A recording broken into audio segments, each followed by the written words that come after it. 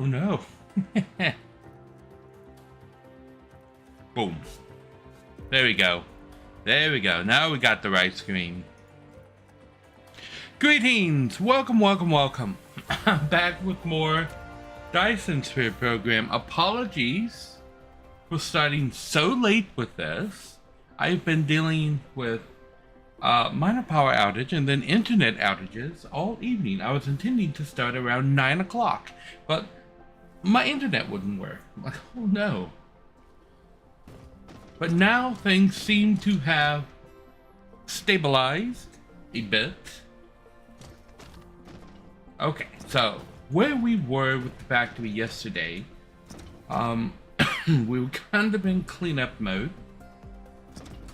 Light mode. And so we will continue the cleanup function. I was debating on whether or not to take this down, and I think I'm going to.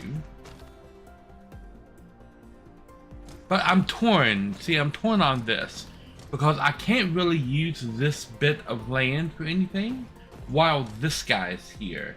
So that's kind of blocked off anyway. At least for now.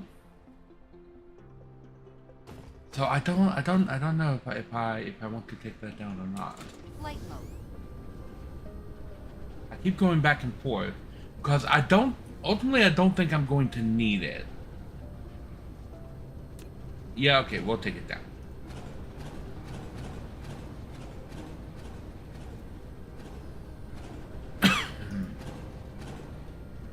Stop thinking about the thing and do the thing.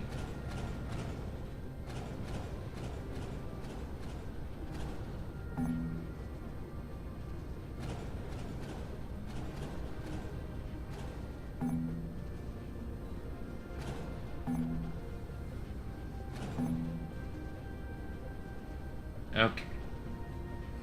Now we have a bunch of stuff to put into our sorting array. Sorting away arrays to the north of here. That's not north. This is north. There it is. There it is. It's over there. We'll move this over to there. And I know steel is around here. There's steel. Yeah. Box on there. That's steel in there. I need to pick up a couple more large boxes, which are down here, I believe. There they are. Grab those.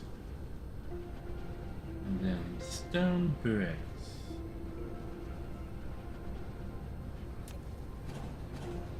Take off the top two boxes of that.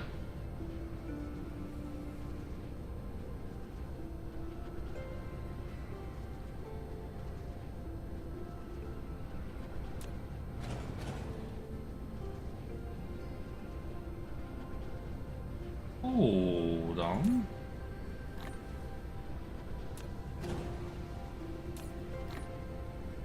I got diamonds right here.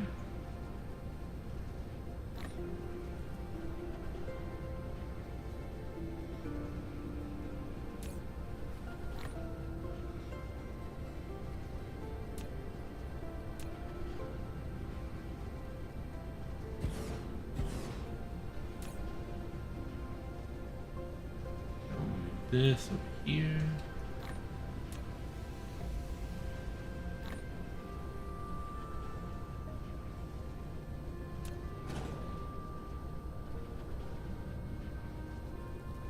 Okay.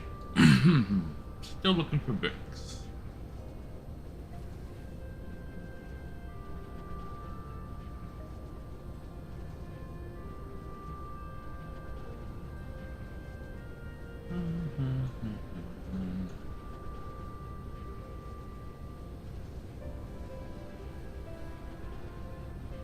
There they are.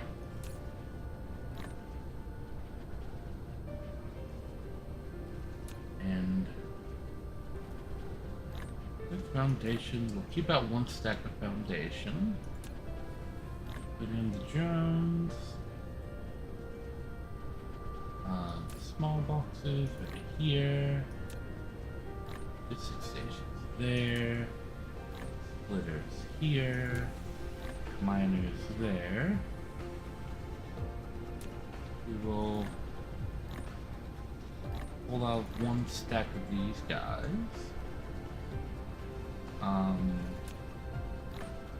There's there.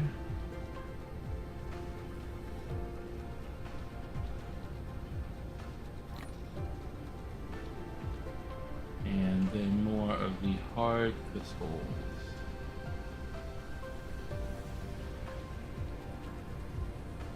How did I manage to do this?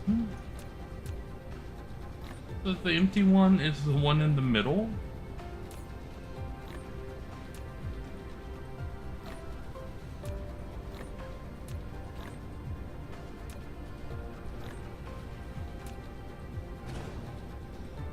Okay, there we go.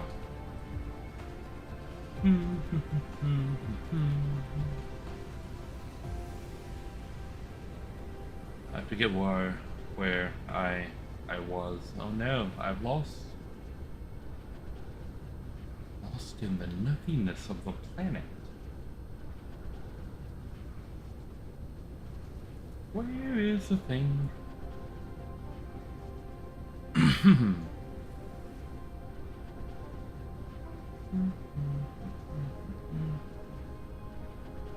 Oh my gosh. I found my next cleanup project.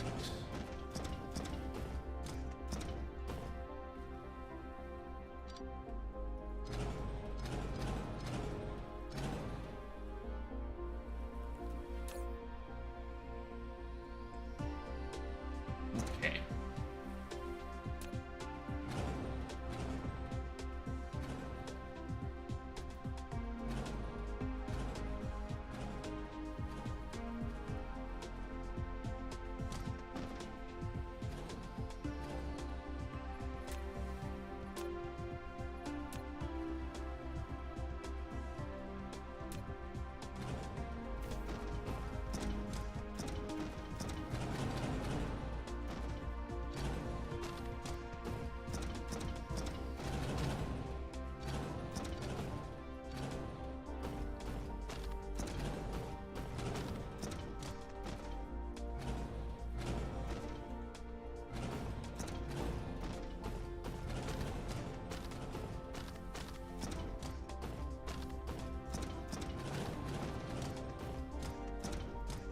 Mineral depleted.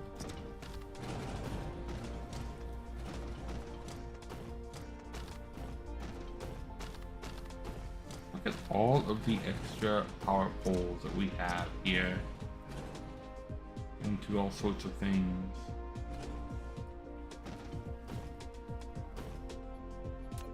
Okay, so we're gonna jump to that.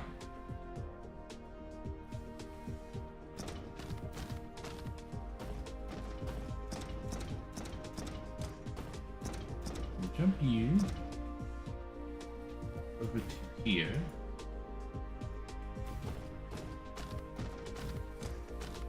Jump you across here.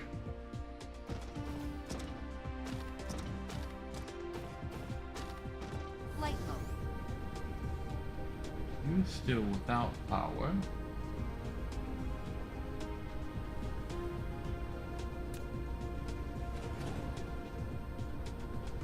That.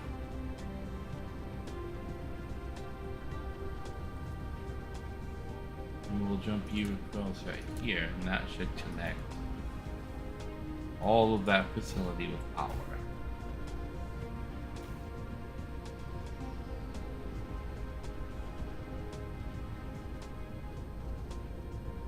There we go. And now all of this is nice and cleaned up.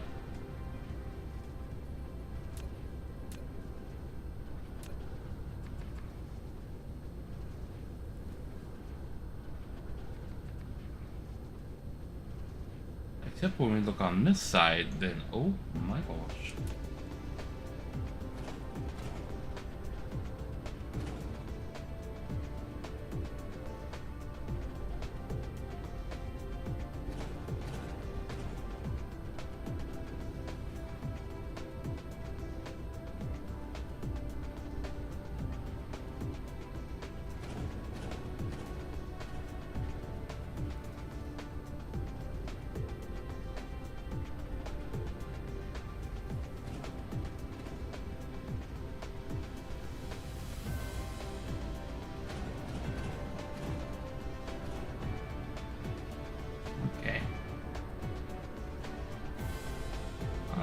This one doesn't need to exist.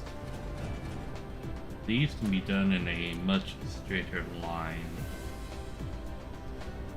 Fewer poles. I feel like that's a pretty straight line right there. We do a jumper right here.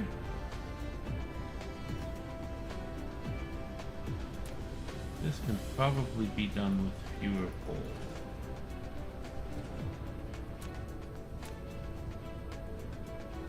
Yeah. Easily.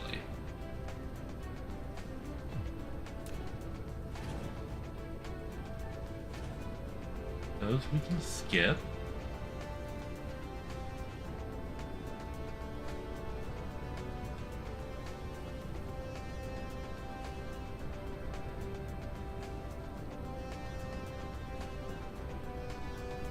Okay, let's go ahead and get the logistics stations down. Materials.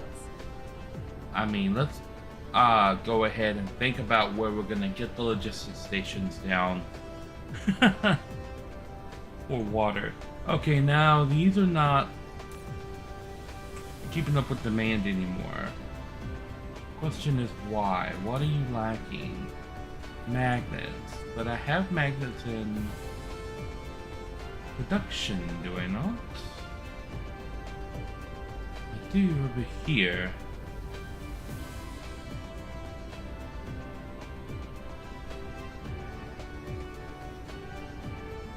So let's sort down and figure out why these magnets aren't being produced. You're lacking turbines. You're lacking coils.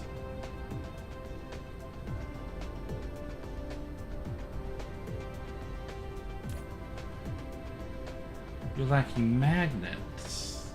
Mineral depleted.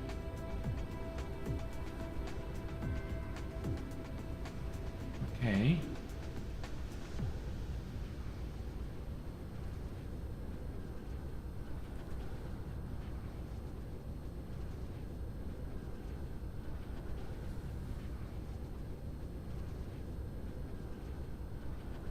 Well, if I don't have them in abundance right there, they are absolutely being produced in this factory.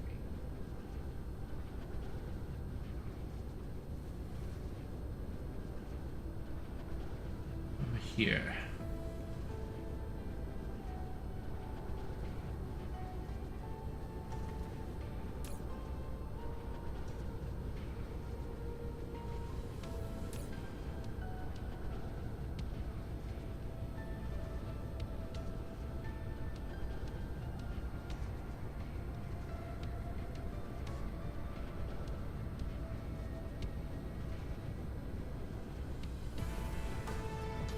Okay, our next order of business is getting these guys set up. Open up the control panel.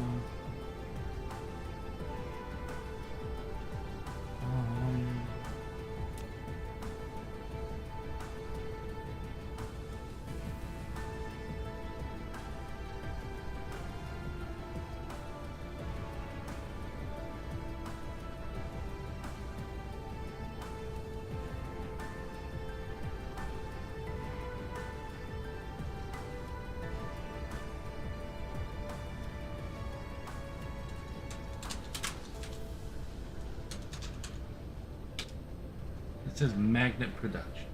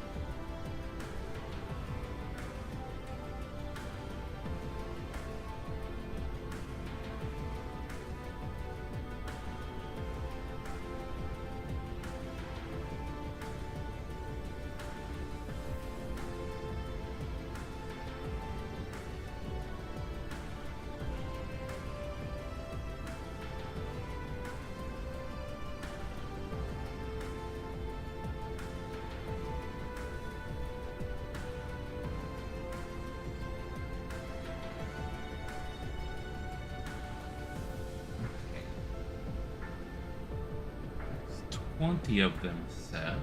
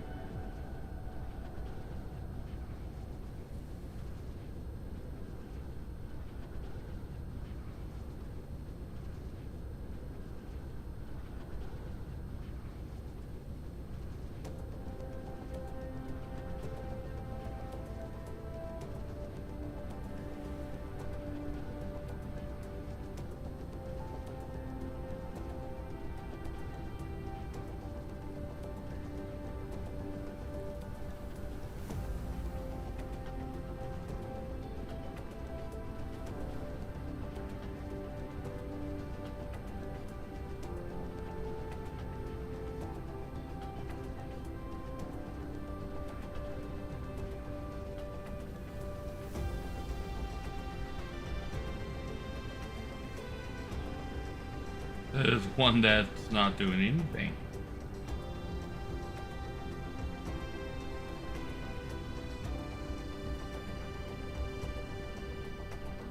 It would be nice if I could set them all at the same time too. Also, welcome, welcome.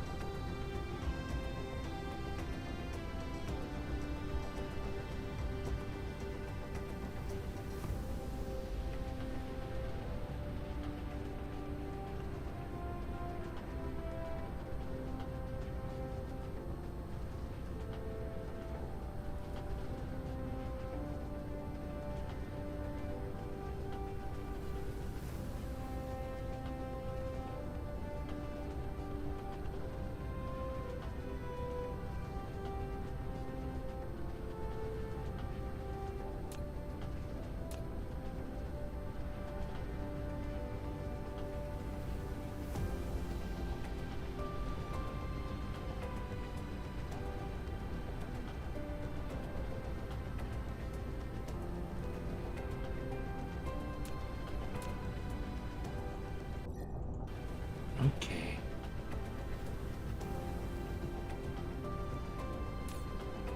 You are magnet production. You are magnet iron ore.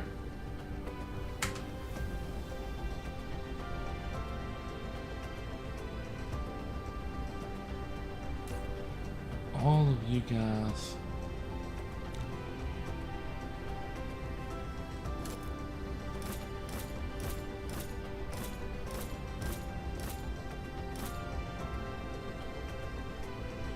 Be set to that.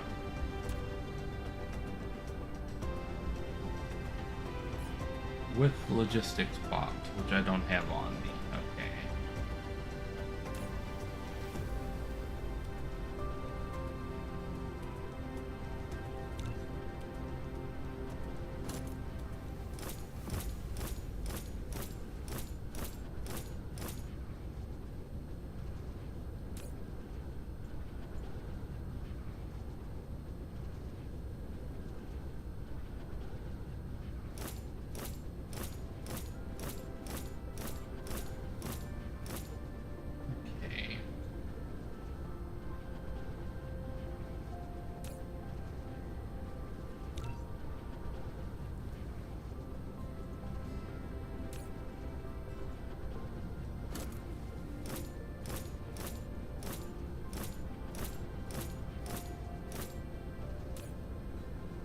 You are iron. Iron ingot production.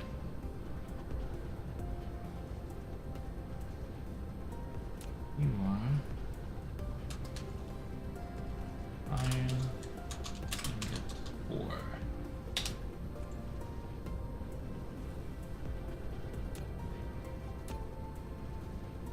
And I need to go get a bunch of the bots.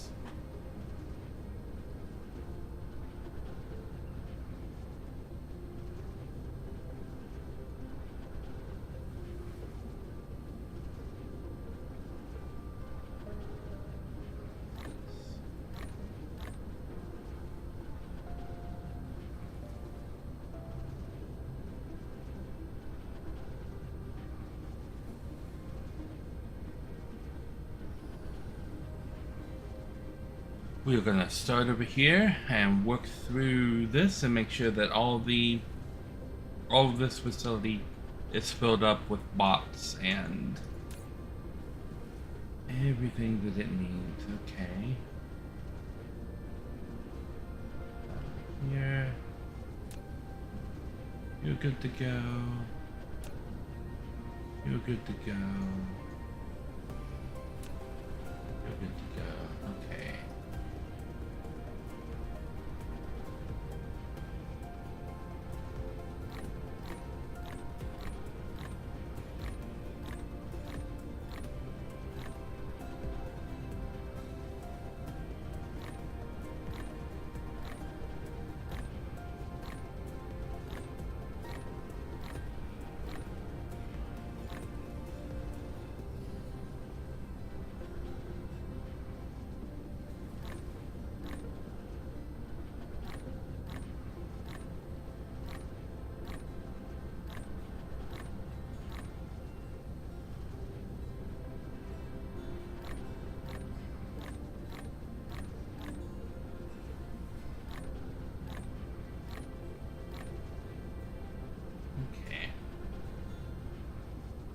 Now, one more thing I want to make, one more change I want to make here. We're going to make these request only. Like this.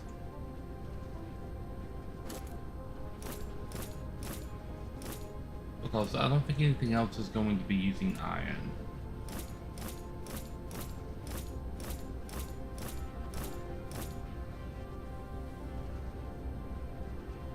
So anytime iron ore appears, I want it to come up here.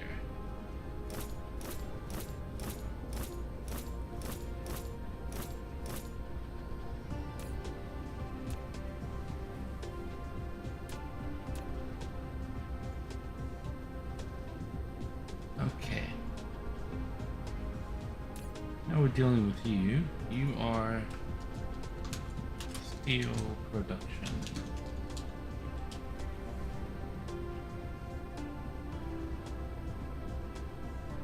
You're good to go.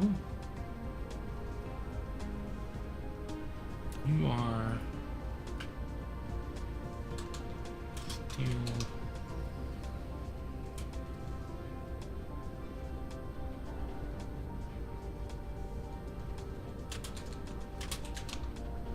I think that's how I named them.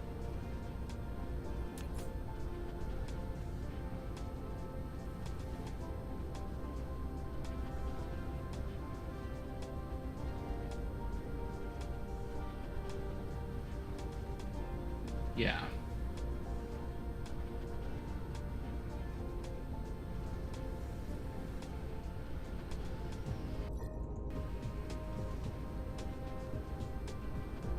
And go ahead and paste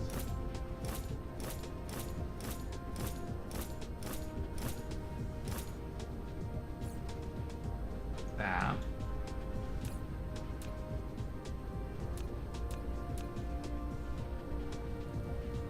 Okay.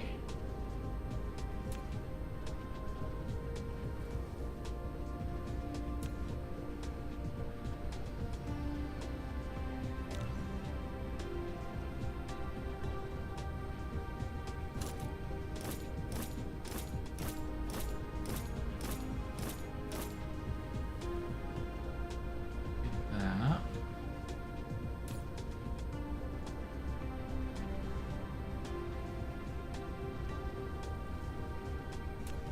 And the same here for steel.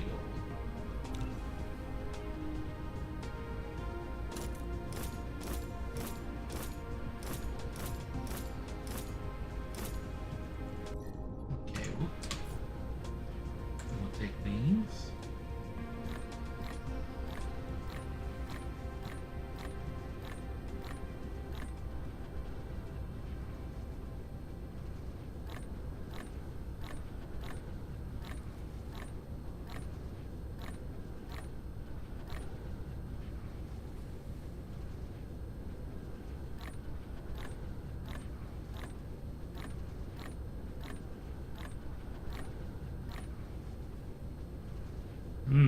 See that?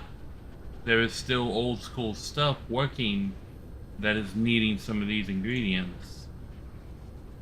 This is what this is right here. This is backwards compatibility. Is what we call that in the trade.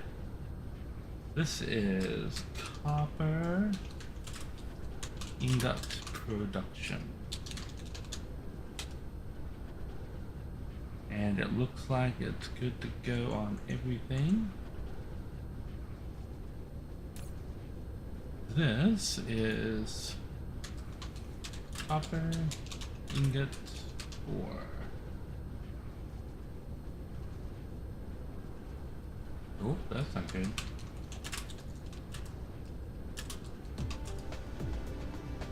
That's what you are, and it looks like you're good to go.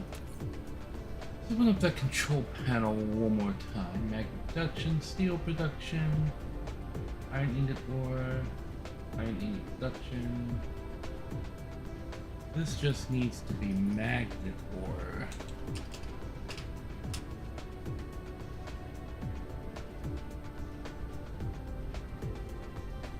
And this just needs to be steel ore.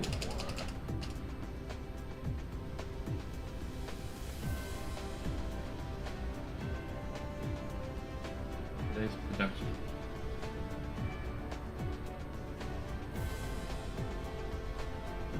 Do I want to call it ore or do I want to call it source?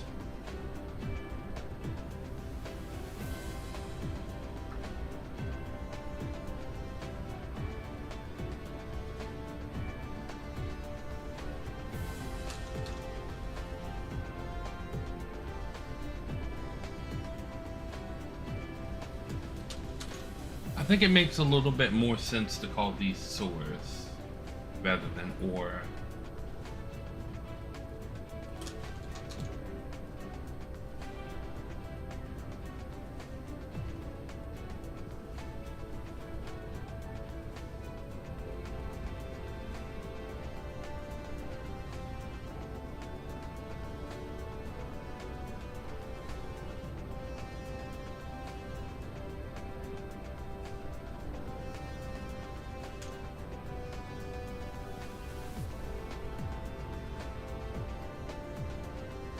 Now we have like source and production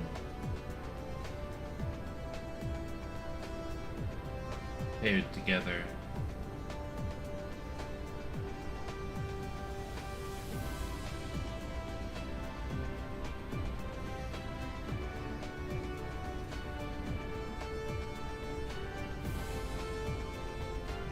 Okay. This is going to be on West.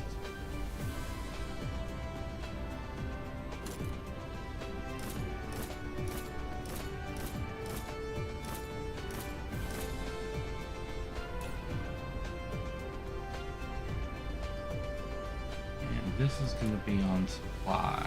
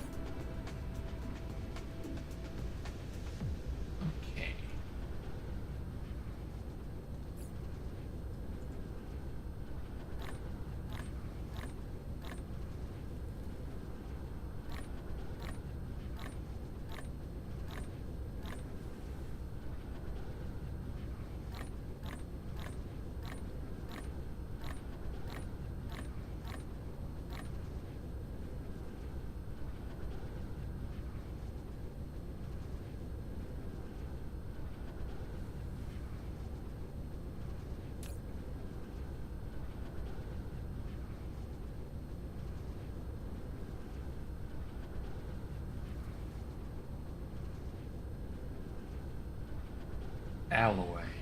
Okay.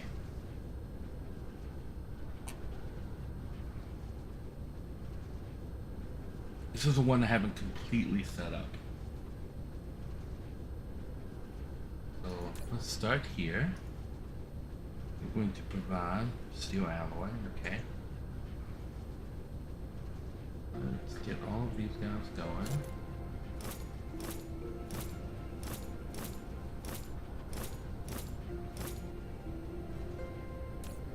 You are going to be accepting titanium alloy.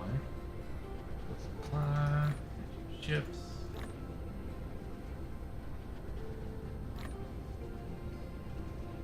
And you are titanium alloy production.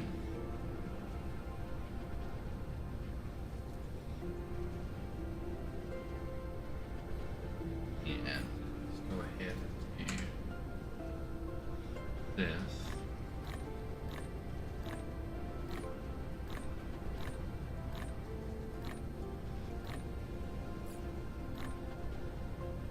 Okay, now that is good to go right there. Now you are going to be steel, titanium, sulfuric acid. You'll be receiving titanium, steel, sulfuric acid, and blue proliferator, right? Yeah, proliferation comes out of you as well.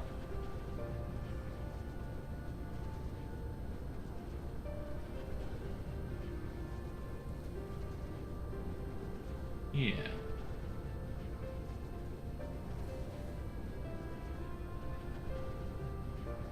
And all of these are going to be demand. Give you the vessels you need. Switch everything to demand.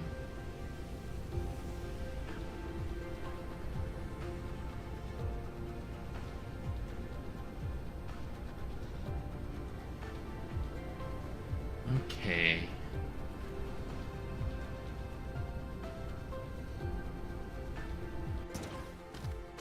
Now,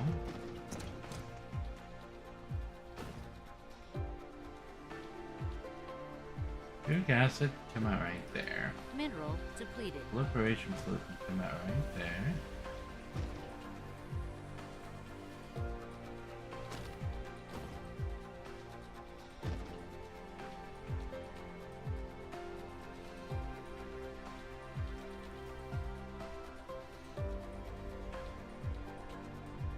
Oh, come on.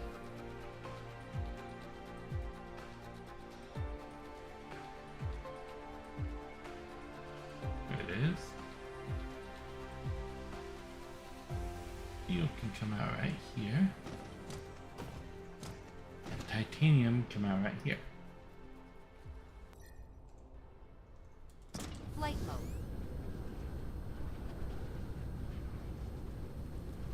Okay.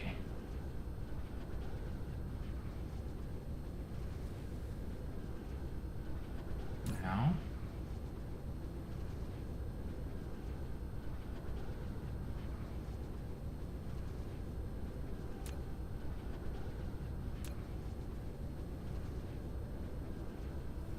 okay, those are already set.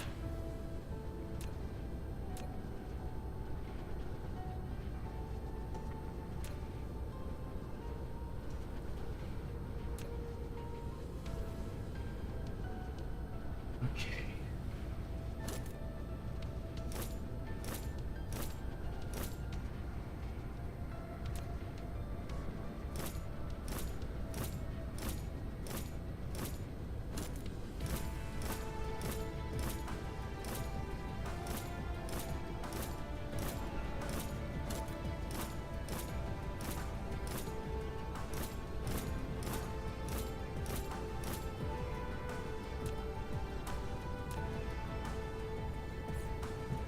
Them.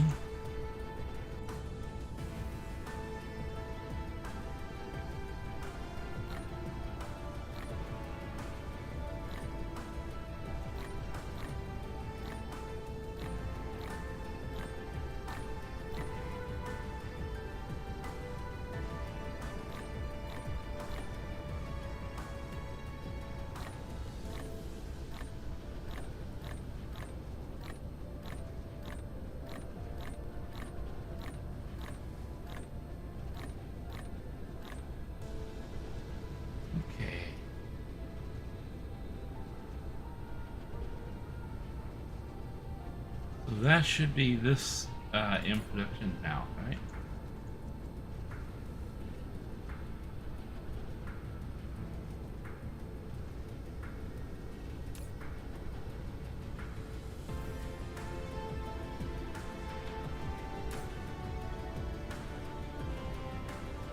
Okay. And you are titanium alloy source. Bam. Now titanium alloy is working.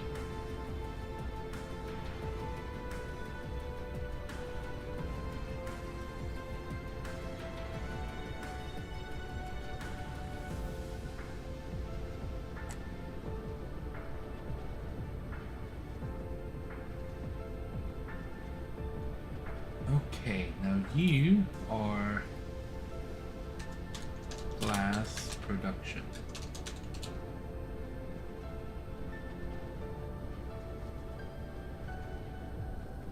All of you guys are providing this out.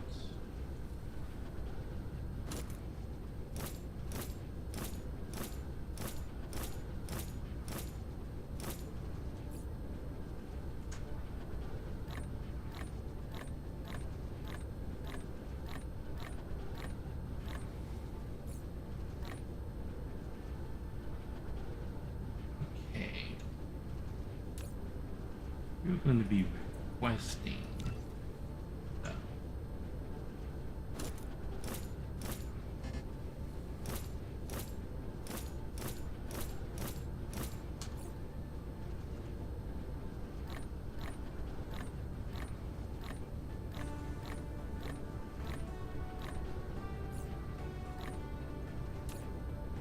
You are glass source.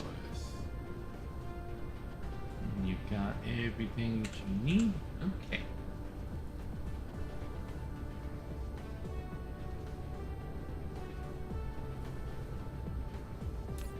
You are going to be providing gas filter stone bricks.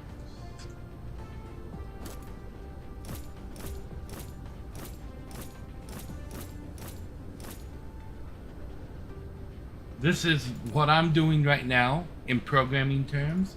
Is the equivalent of commenting your code.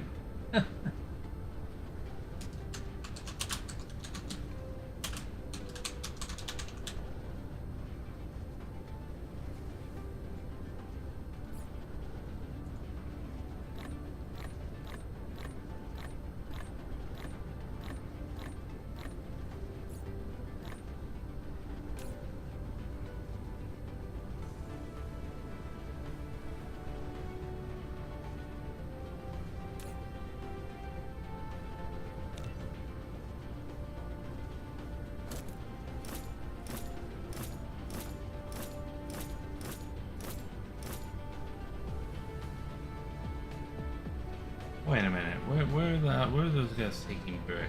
Did I miss something? Oh no, they're taking them here. Okay, yeah, I know what that is. That is the jumper station.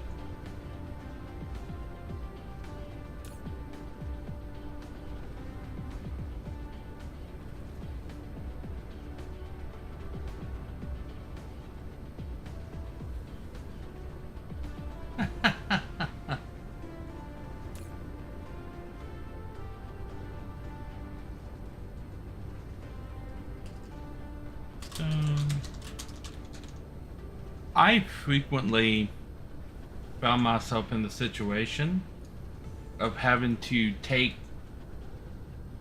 a moose once bit my sister. Those people have been sacked. There was people responsible for the previous people being sacked have now been sacked. Oh, Monty Python is great. I never got in trouble for not commenting my code per se.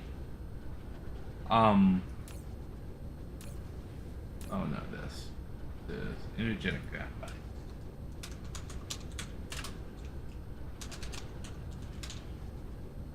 Production. What I did get in trouble with was coming back to a program months later and not knowing what anything did and having to basically go back and recreate the whole thing from scratch because I couldn't figure out what the hell I was doing with my code because I didn't leave any comments anywhere. And months later, I was a better programmer than what I was when I wrote the damn thing in the first place. And I couldn't figure out what I was trying to do because it literally made no sense because I was stupid back then.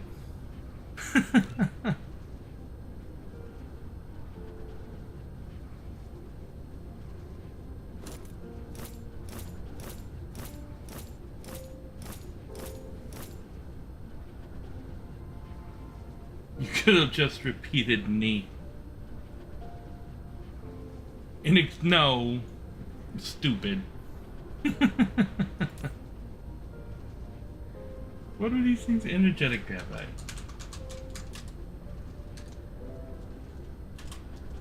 Source. I do have a lot of experience with Monty Python and the Holy Grail. Because, I don't know if I've ever told this on the channel before, the first MMO that I ever played, like seriously, was Final Fantasy XI. And I was in a link shell in that game called The Knights Who Say Ni. That was our link shell. We were on the Seraph server. And we got up to shenanigans.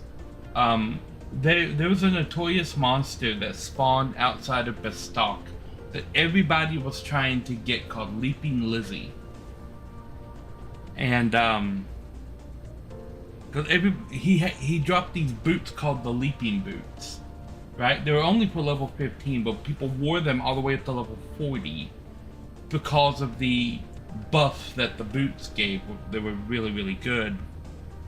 So everybody was farming it, and one day somebody from the link shell tagged Lizzie, and like the first person that hit is the person that gets the credit for the kill. So one day somebody from the link shell tagged Lizzie, and they're like, I did it! I tagged Lizzie! And the whole link shell showed up, and what they ended up doing was they got 5 people as white mages, and then the one guy dressed up as a paladin with a rock. And the rest of the link shell was standing around the outside, and we did the holy hand grenade bit, right? So the paladin had the rock, and all the white mages were standing around praying, and the leader of the link shell, a guy named Gillord, was standing there and reciting the instructions for the holy hand grenade. And then when he got to the end of it, he started counting, and all of the white mages started to cast Diaga at the same time. And when he stopped counting, the paladin threw the rock, and everybody cast Diaga, and Leaping Lizzie just incinerated. Yeah, we did shit like that all the time.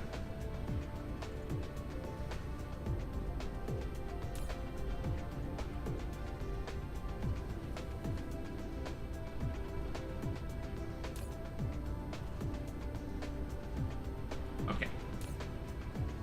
That's good. That's good. That's good.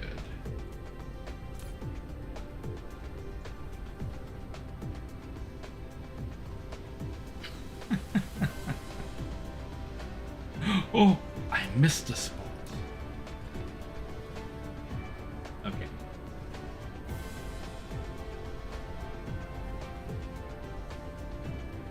Is that really all of the? That's not all of the. It cannot be all of the smelting. What am I not smelting? I'm not smelting diamonds, and I'm not smelting crystal silicon yet, because I tore those up and I haven't put down the new smelters for it. Gotcha. So those two are, are done with smelters. All of high purity silicon isn't being smelted either. Okay, so I gotta put down high purity silicon, the crystal silicon. Okay. Okay. I'm gonna throw up my break screen real quick, take a quick little break, be right back.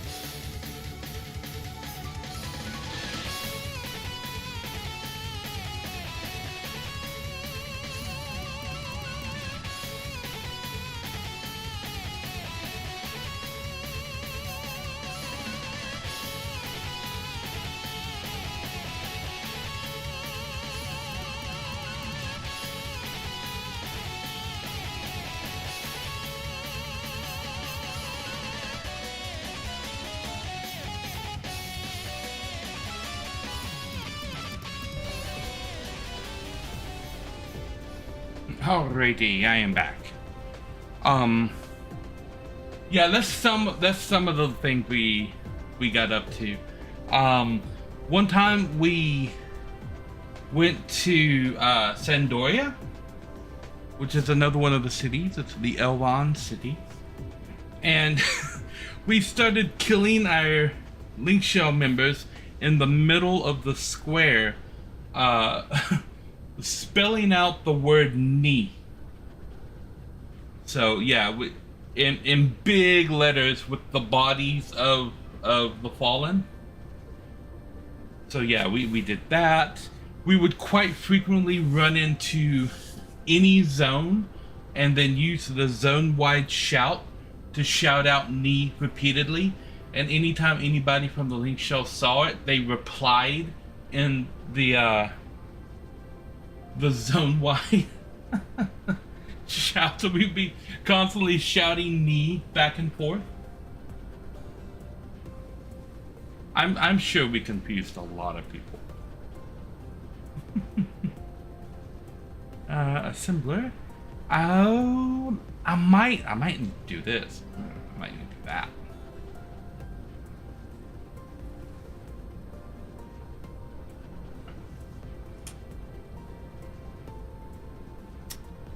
Hum. I'm wondering if I should go ahead and put down these before I start putting down. No, I think we should do all the smelting all at once.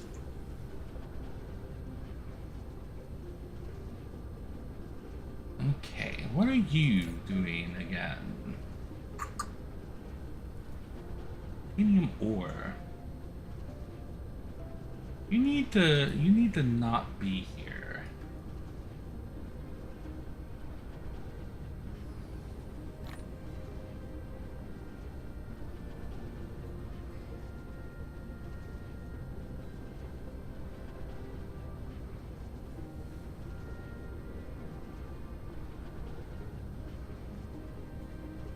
Medium ore.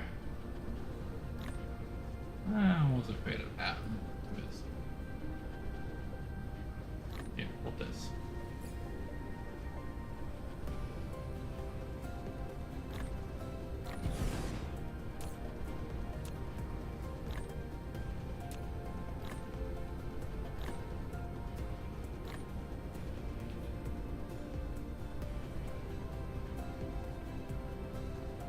A group of my roommates grouped up at level 20 and joined Raisin while using starting gear.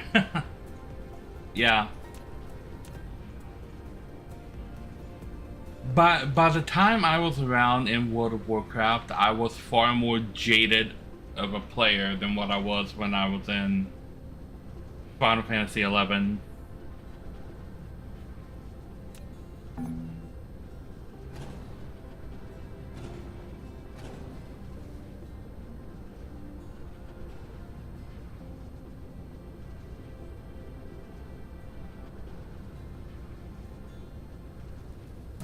We're gonna put down production, not production.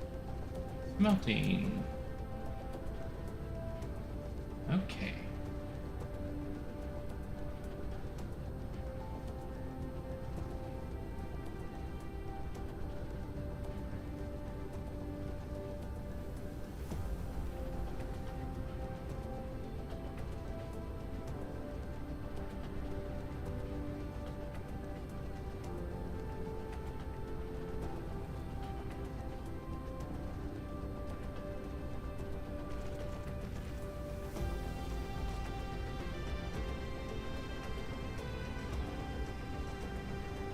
You.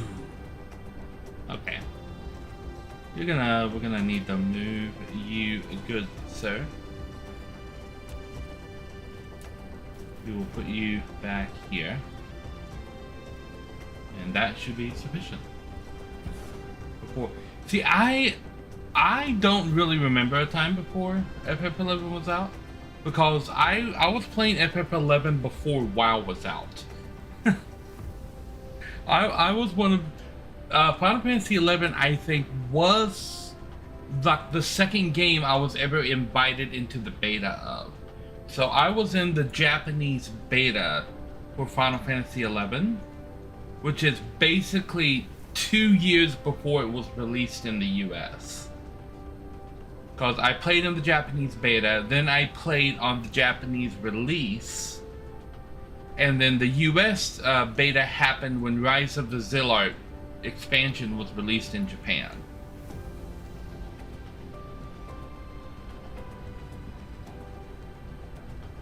And then when it was like about a year after WoW was released is when I started playing, really getting into World of Warcraft. Okay, I need that. Need a bunch of this.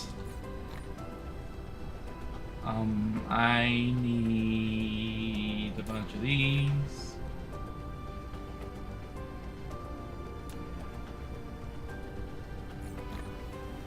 Those, bunch of these, bunch of these. What else?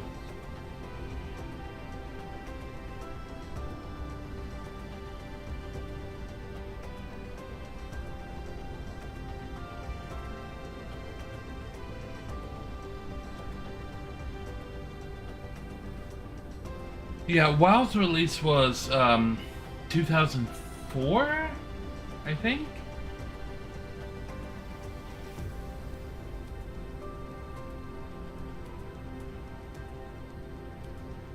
Poof, turn green. There it goes. I'm like, why didn't it turn green? Oh, there it goes.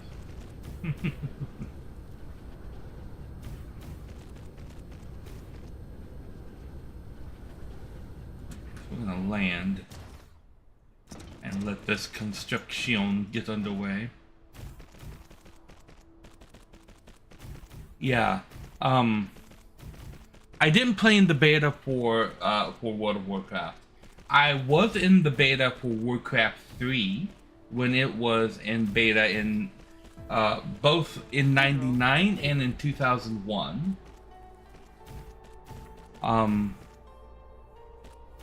But I ended up leaving Final Fantasy 11 for World of Warcraft right near the end of Vanilla's run, so right before the Burning Crusade. I left and I was playing on a European server of World of Warcraft with some friends over there. And then right at the end of Burning Crusade, I started on an American server. I started over with a buddy of mine, Mr. Venture, actually, from chat. If you guys have ever seen Mr. Venture in here, he and I started playing World of Warcraft on the American server at the same time, right at the end of Burning Crusade, like a week before Wrath of the Lich King launched. And so we took that week to get leveled up so that we could play at the launch of Wrath. And we went through all of Wrath together. We raided together, and we were in a guild that couldn't quite pull it together for Ice Crown Citadel, and as a result, I still have like 2 bosses from Ice Crown burned into my memory. Good news, everyone! I think I've developed a plague to destroy all life on Azeroth. Oh, so many problems. I don't know. We breezed through Ice Crown. Merogar, no problem. The Council, no problem. Putricide stopped us dead. Cause nobody could figure out, hey, don't let the orange one and the green one get next to each other. They had such a big problem with that. We were on Putricide for months trying to get people to figure out, don't let the slimes touch. Oops, I bumped my microphone, but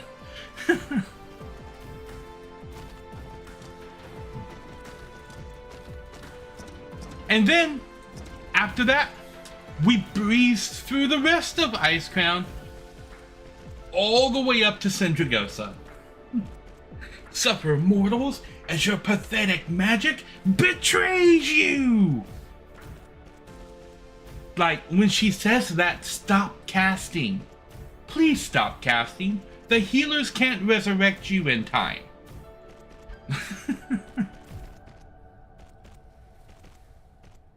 Between that and the ice blocks, like, I don't think we ever actually got past Sindragosa with that group of people. Because the casters couldn't figure out, hey, this arcane mana burn thing she does really hurts. Maybe you shouldn't cast magic when she's screaming at you.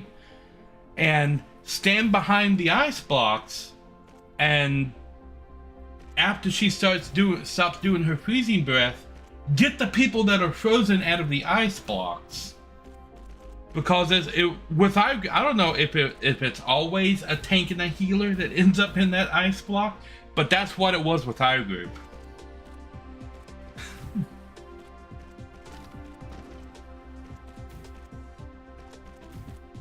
I forgot to pick up the spray coaters. Okay, I gotta go back over there and get those.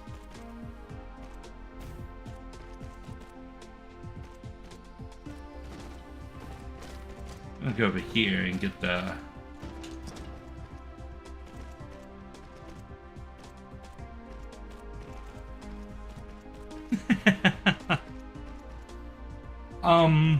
Final Fantasy XI is guilty of that.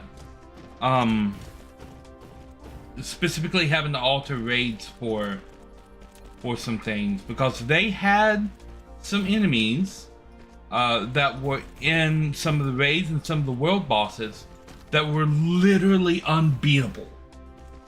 Like, they had one world boss that was designed, it was designed to be an 11-hour fight. And that's if you made no mistakes. It was an 11-hour fight. That was one of the things that I remember made the news when people found out about that.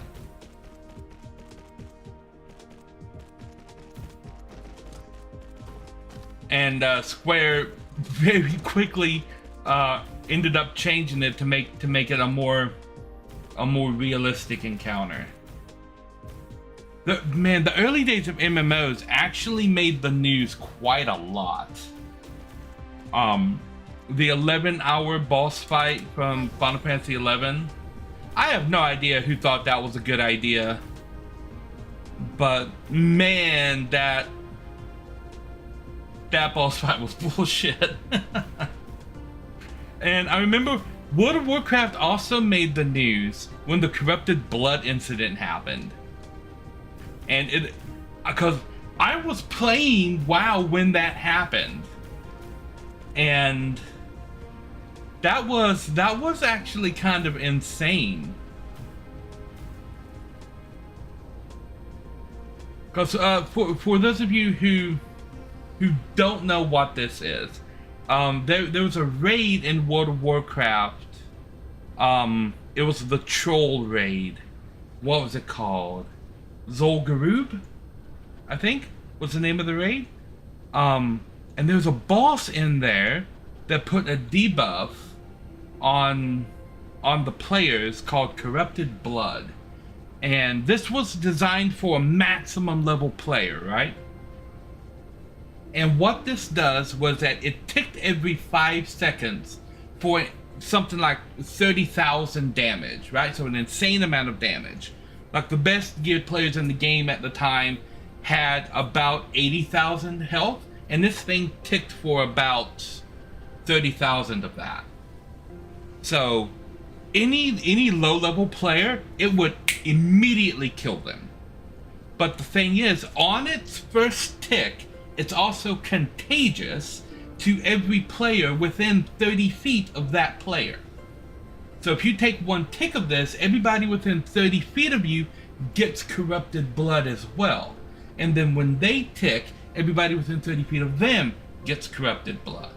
Now, there is a safety feature in the game that prevents you from taking these boss mechanic things out of the dungeon. So if you're in the dungeon and you teleport back to the real world, outside of the dungeon, like a major city or something, the game purges you of that status ailment. It completely takes it away. However, they made 2 oversights with regards to that purging process. They forgot to purge it off of the pets of hunters that had been dismissed.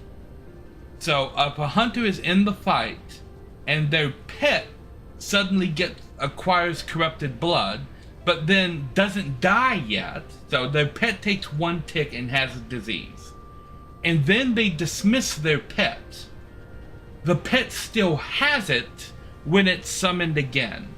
So how it actually got out of the dungeon was a hunter's pet caught it, and then the hunter dismissed that pet and brought out another pet. And when the hunter teleported out of the dungeon, the hunter and the pet he had out were cured of it, but the pet that was in his box still had it. So when he resummoned that pet in the middle of town,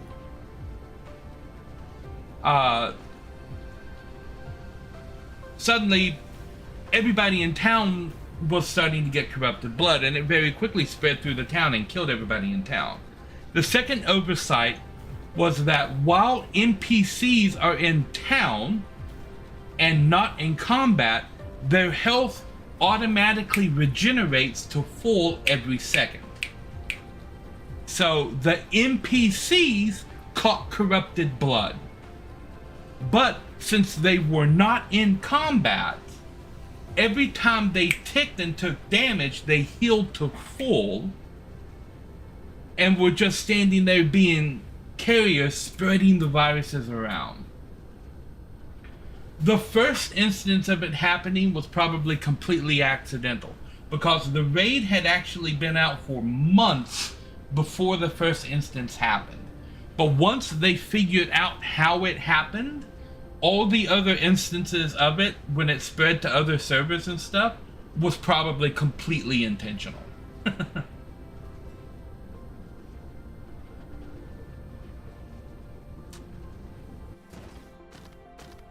So now you have this virus that is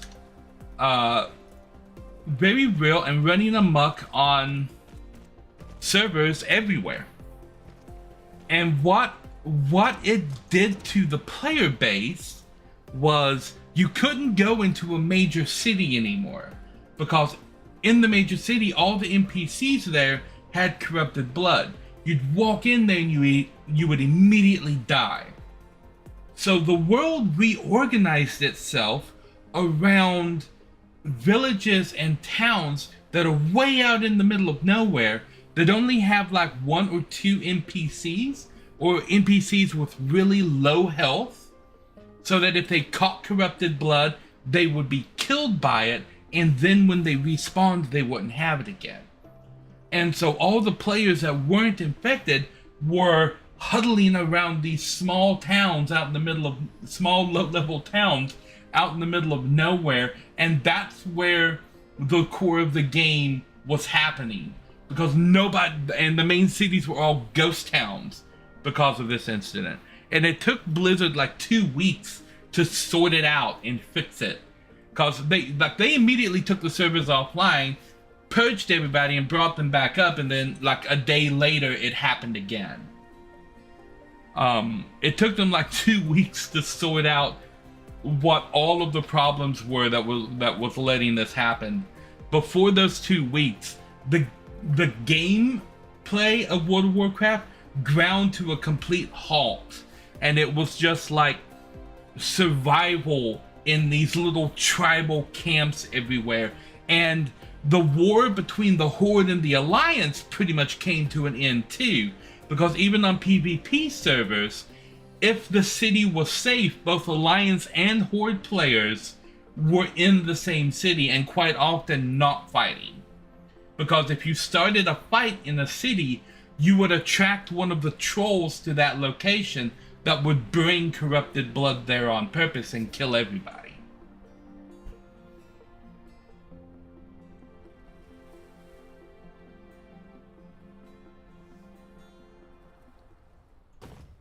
It was a time. I have not heard about the Neverwinter Online auction house fiasco. Okay, this was going to be what? This is you are in my way. I need this going. Hi, Pure. You're go. What are you doing again?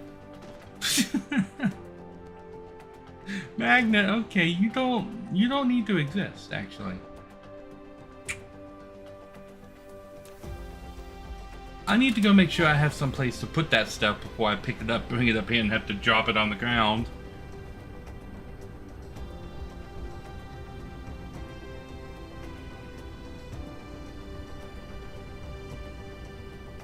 I have magnet rings down there, but did I see magnet rings up here somewhere? Somewhere, magnet rings. No. Coal. Okay. So that's, I'm gonna add about 3 boxes. That's 4 boxes. That's fine. That's fine. YOLO it. No.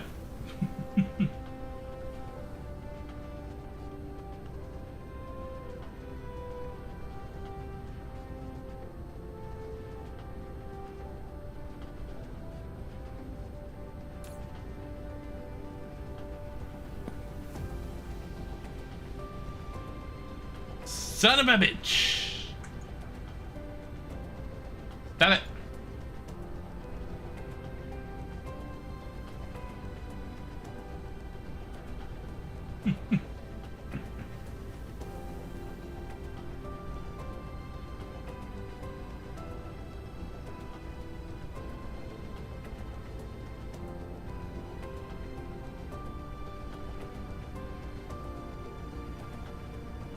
Yeah, I can see how that might be an issue.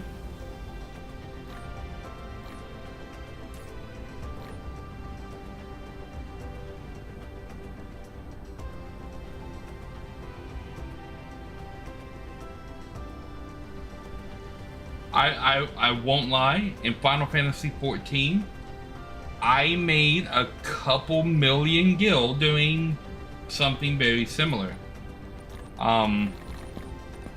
One of the ways that gil is shared in Final Fantasy XIV,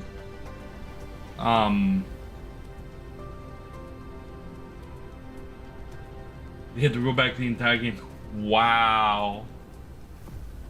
One of the way gil sellers will move gil around in Final Fantasy XIV is one of the accounts will put up a junk item for like 999,999 gold, gold or like 1,000,000 gold. Like some insanely high number for just like complete junk.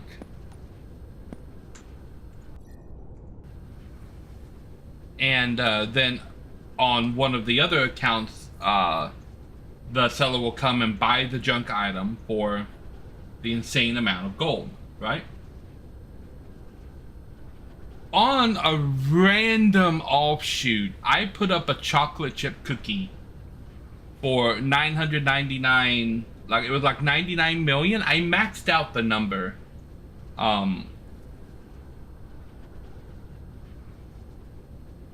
I going back? Yeah, I'm going back. Where am I? Where's the, going the wrong way.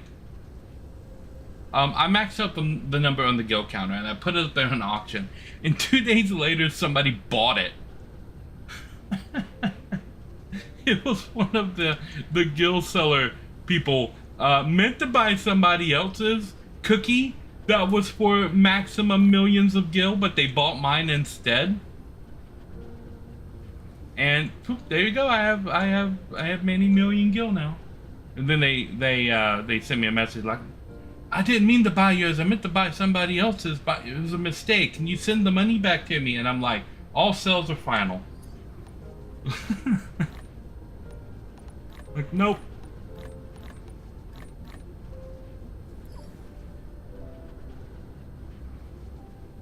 Like that is one of the first things that you learn when you're playing an MMO. In the auction house, all sales are final. Because everybody I know that's played an MMO has bought a bunch of an item that they don't need because it was... Direct trading is an option, but direct trading is trapped. Final Fantasy 14 is very serious about guild selling, with it being against terms of service and you're not allowed to do it. So you can do it via direct trading, but it's also very likely that you're going to get caught trying to pull it off, because a lot of people have been caught in that way.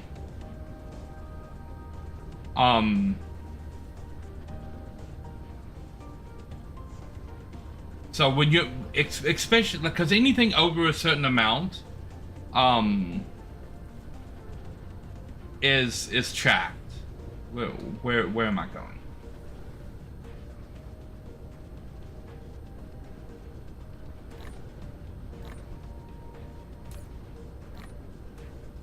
I think it's 1,000,000 or less, and you're safe.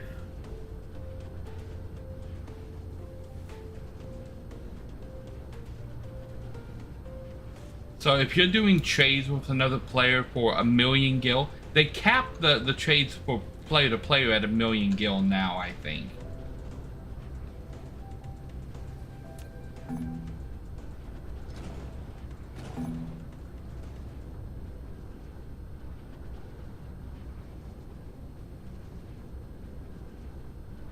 Okay, I need to...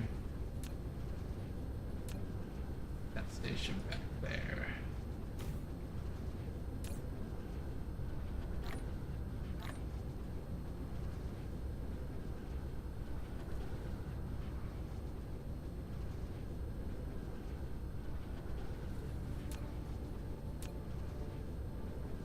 We're going to make a jumper station, I guess, right here.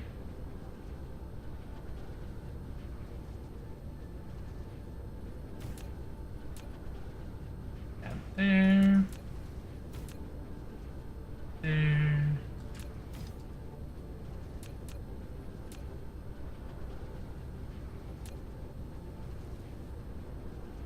That's there.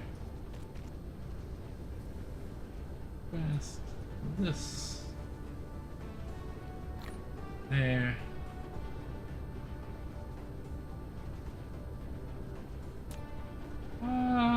That you need to provide, and you do need to request. Dagnabbit.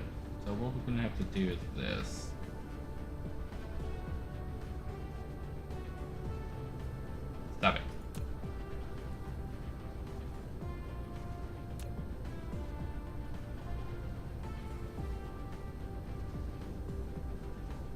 The moment these guys come back, I'm gonna yank them out.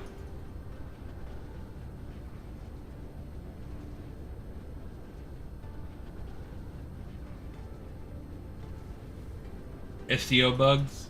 Yeah. If you were to try that in an MMO like World of Warcraft or Final Fantasy 14, they would very quickly catch you.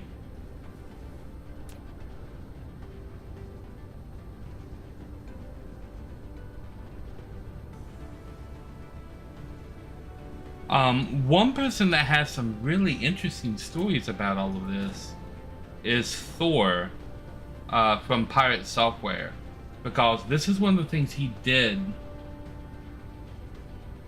for Blizzard.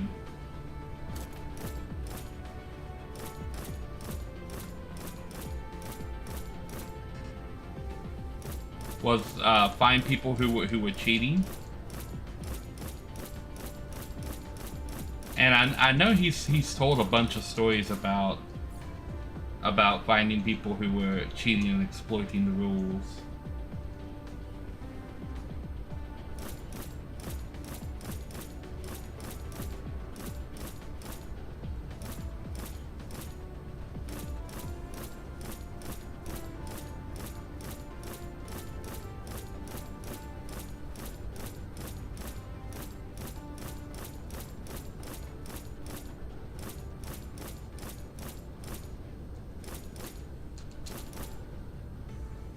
Okay. Now we've got that. You are going to be high purity silicone supply. Those ships going there. Make this stuff up, and you are high purity silicone production. Okay. You guys are going to be providing high purity silicone.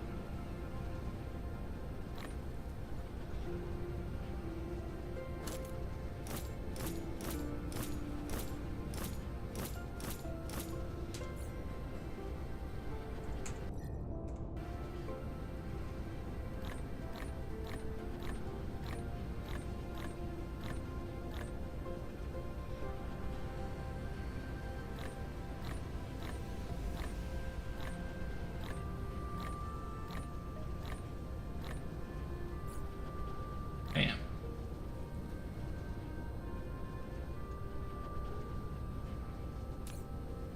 Haven't played an MMO in years. Request. I was playing the Star Trek MMO STF a couple months ago.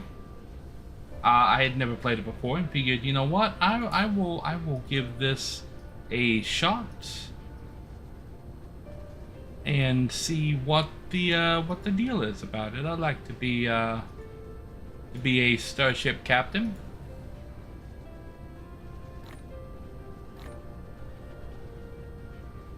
Okay.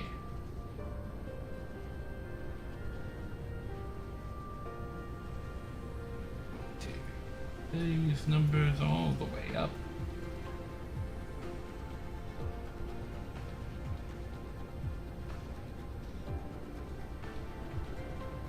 You are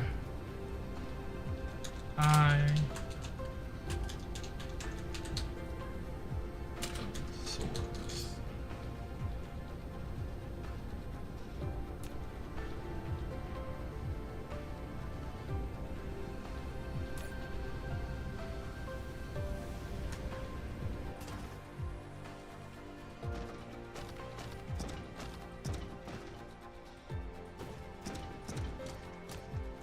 Okay. You are blue proliferation. You guys,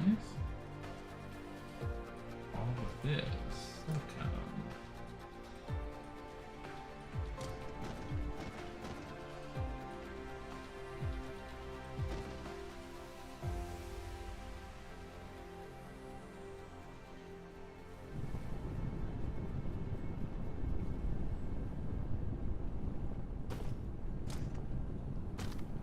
Yeah, I remember that this station isn't connected.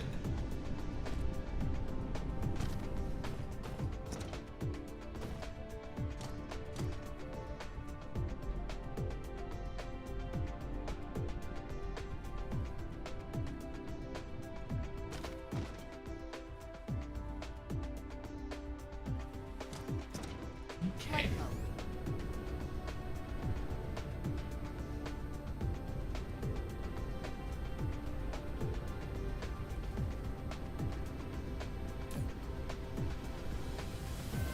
Bam. Oh, this is without power, so let's go ahead and get that reconnected there. You. And disassemble.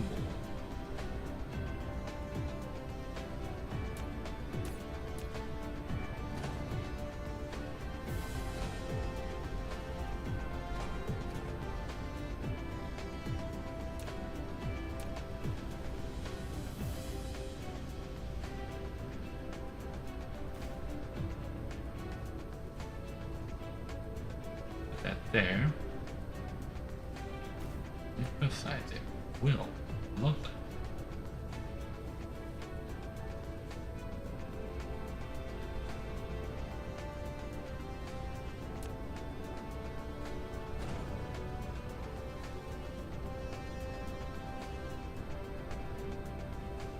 Oh, I missed the spot.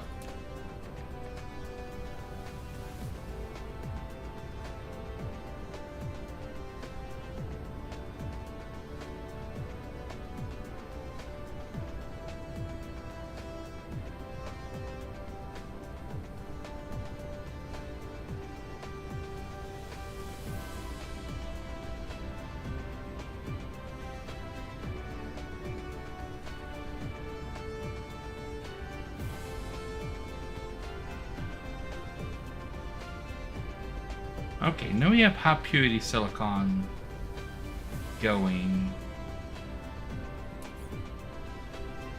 Let's build another one.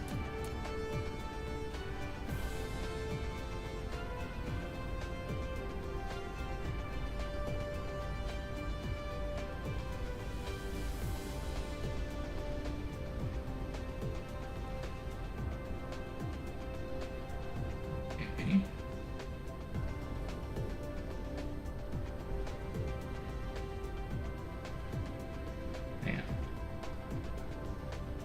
Just like that.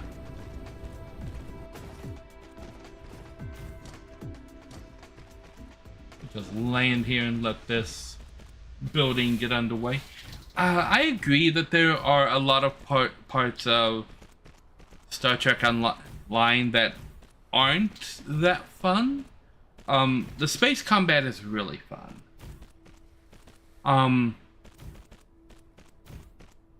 STO is a game that I'm not sure needs to be an MMO.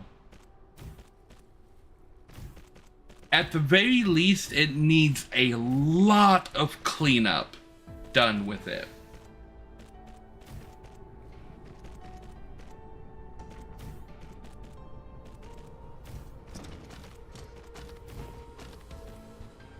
As a game, it not only looks dated, but it feels dated. And the storylines don't really connect. And that was one of the things that confused me right when I came in, is they've got no cohesive massively single player RPG. It feels like it. I'm already like level 55. I'm a rear admiral, I think. And I've not done anything in the game so far that I felt like was any kind of a multiplayer experience. And the mission structure of the game is just batshit crazy. It's clear that Yeah, I'm very close to the level cap.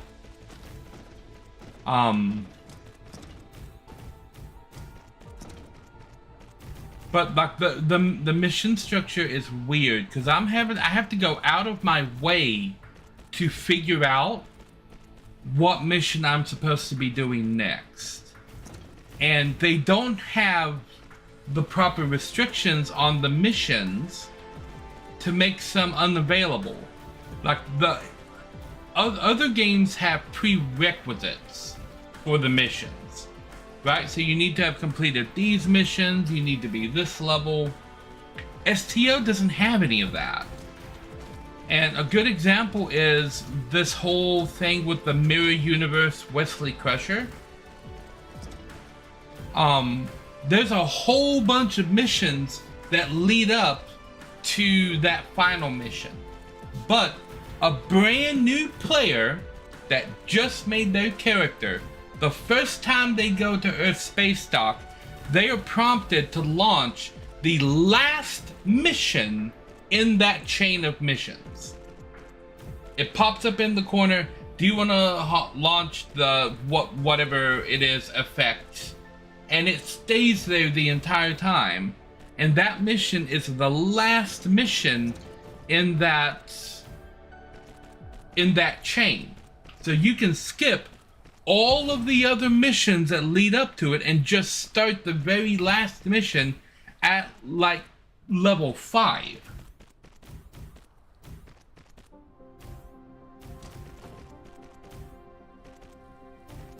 They dropped it at player request. That's a case where, you know, you should be telling the players what they have to do, not letting the players dictate how the game flows.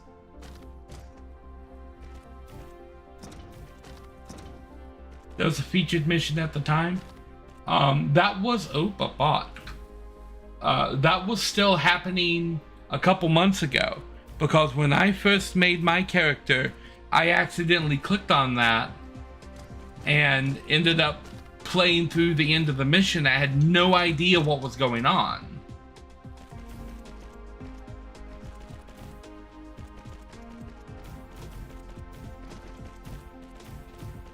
I can understand why experienced players would want to drop mission prerequisites so that on alt characters they can play just the missions they want to get the rewards that they want.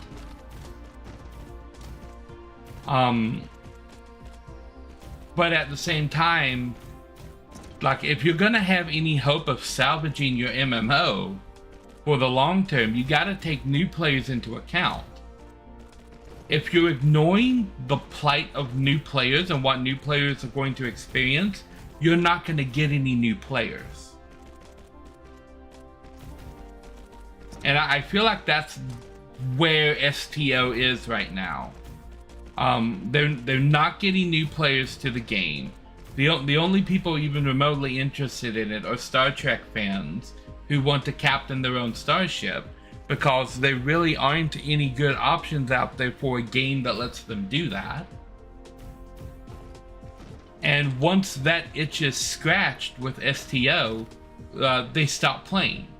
So it's only the hardcore people who've played for ages that are still actively playing the game. And it would take, I think we've talked about this before.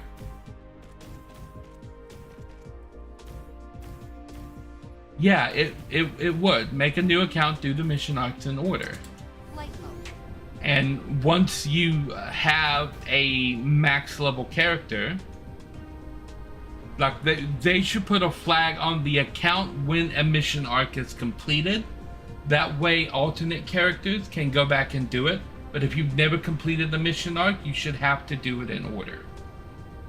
But from what I understand, there are a lot of missions, some of them that are required for understanding of the arcs have just been removed for one reason or another.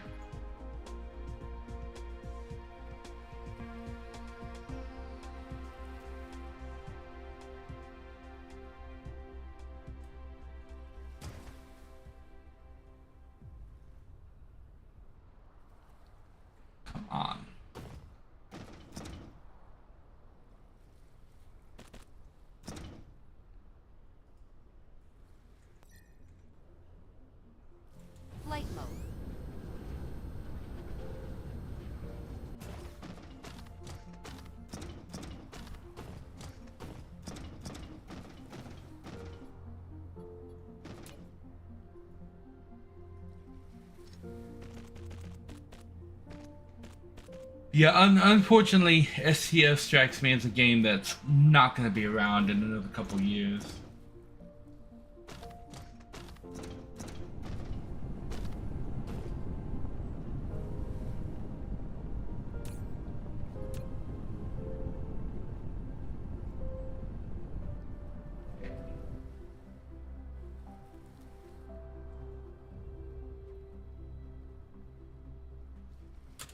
Flight mode. Pop up here.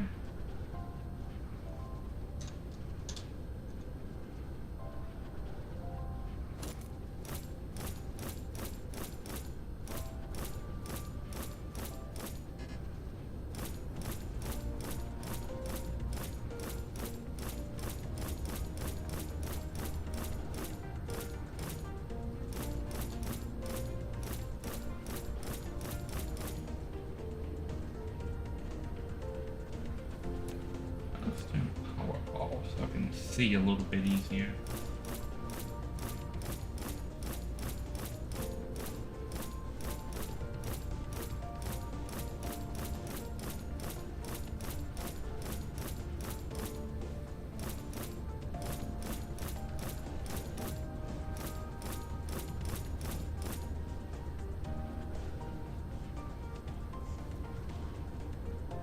But yeah.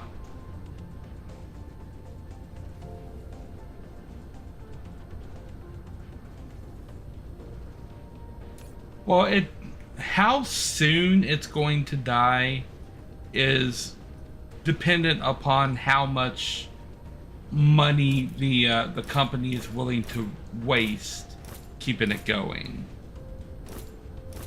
It's a dying game inside of a dying genre.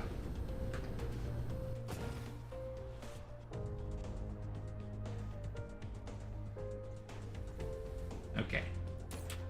Flight mode. We'll put drones, ships, and you are going to be receiving crystal silicon for supply. You are crystal silicon production.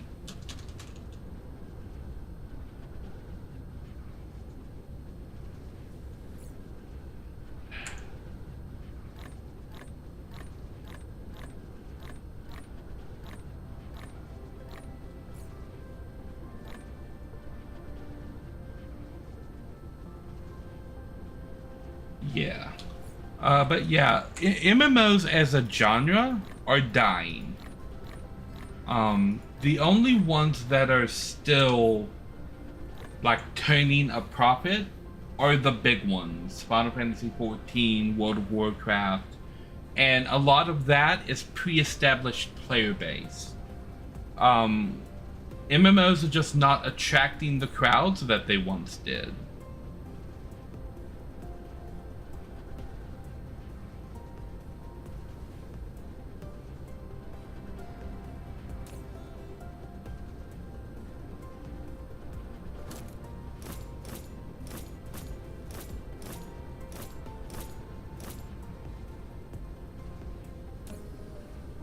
Okay, you're going to request silicon ore and proliferation fluid. I am out of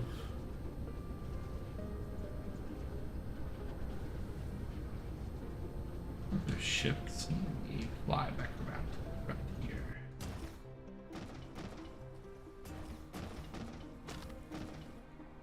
Okay.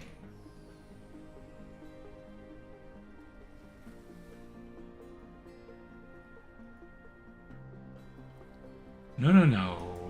That's the wrong thing. Flight mode. Cancel this. You were going to request high purity silicone. That's the right thing. Now we got it, because we're refining it again.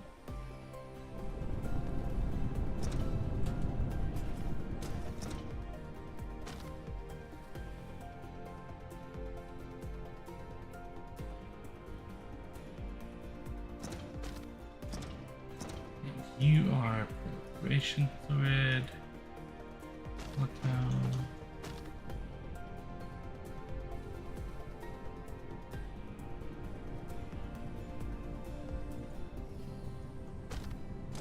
Okay.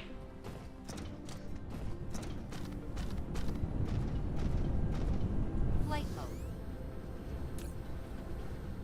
You are.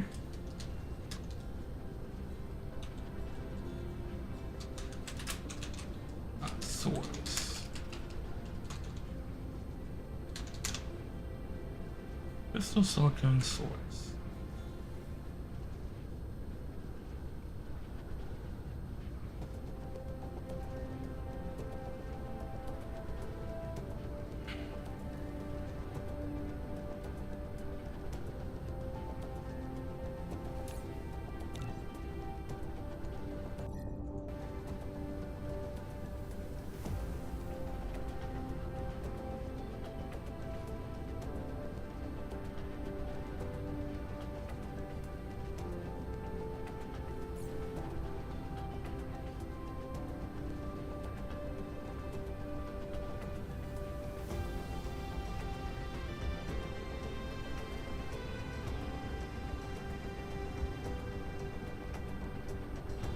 I need to produce copper.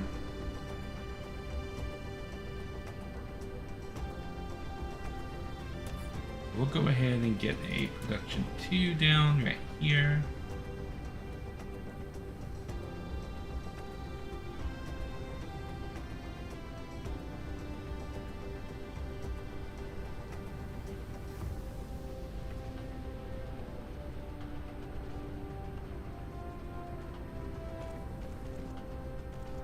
I need to go get the smelting machines.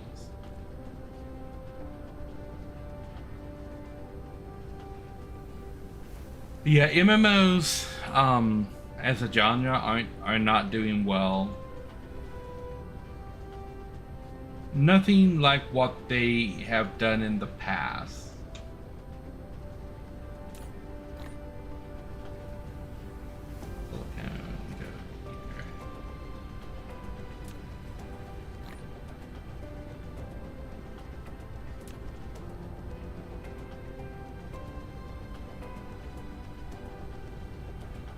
Just seems like gamers as a whole have kind of moved on from MMOs and what they are.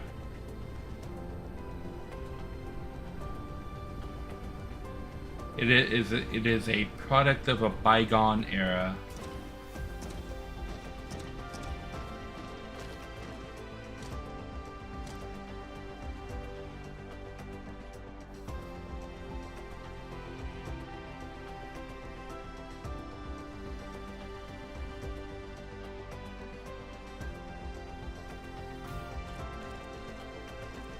Yeah.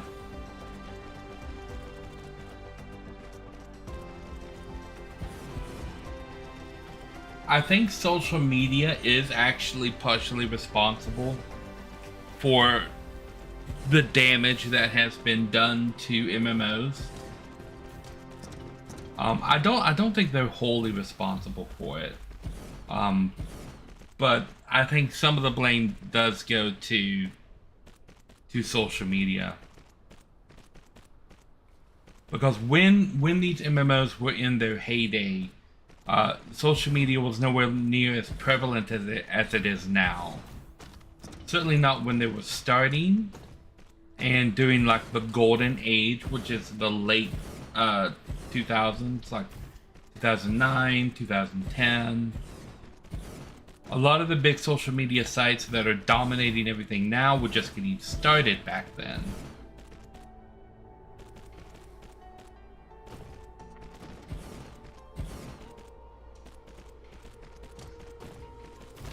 Yeah. And this is something that Final Fantasy XIV has discovered, that if you make a game that respects the player's time, you're going to get more players.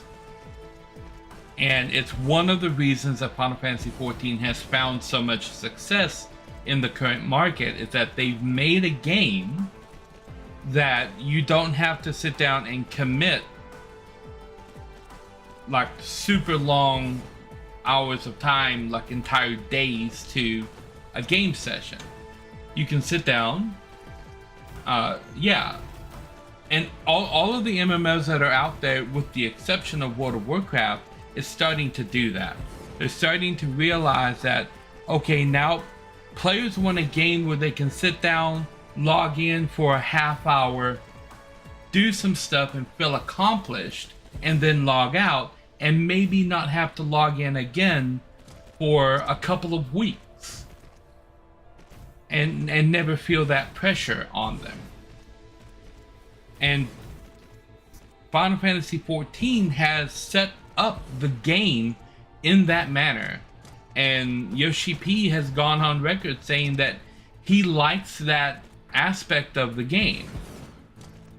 And he's also gone on record and saying it's kind of killing the game financially, but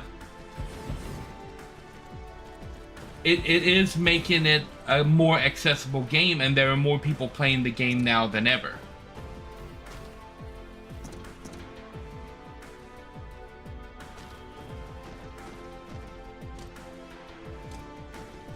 Yeah, and like when it comes down to it, like people just don't have time for it.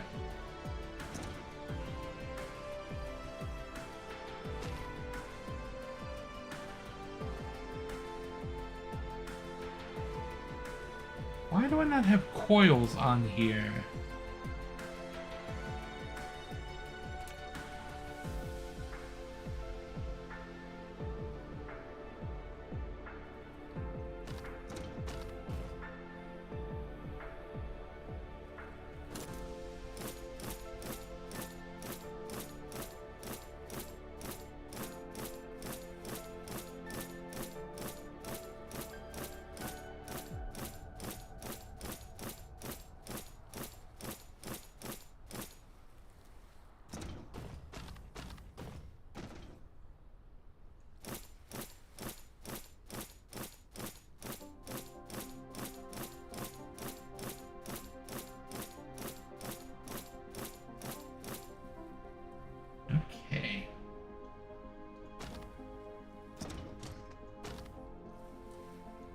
Flight mode.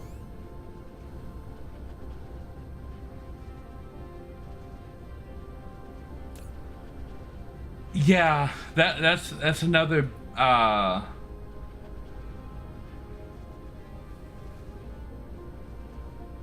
would say negative mark on it, is that there has not really been a lot of innovation on MMOs for quite a while.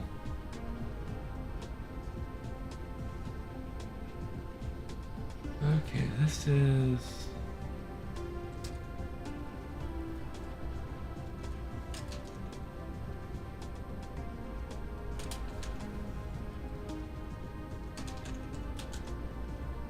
magnetic coil production 1.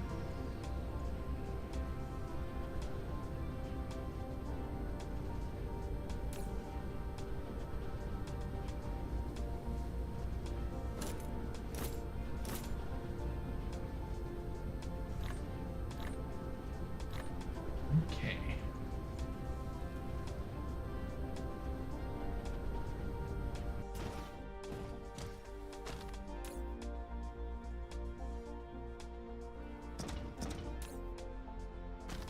So we need magnets, copper, and proliferation fluid. Magnets, copper, we need proliferation fluid. Demand all of these things.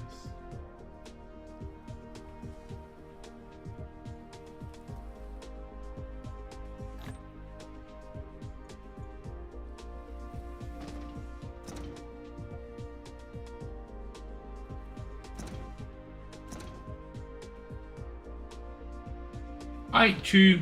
Have a good night. Mineral depleted. Okay.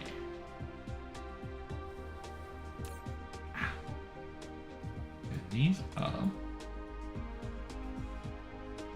this is force 1.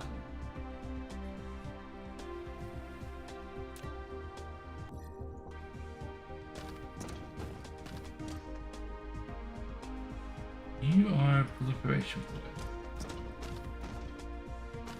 Okay, so you're going to be magnets, copper, magnets,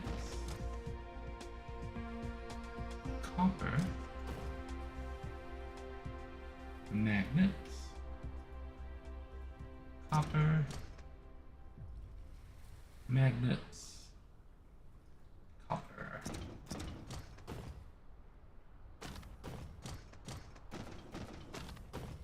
Okay.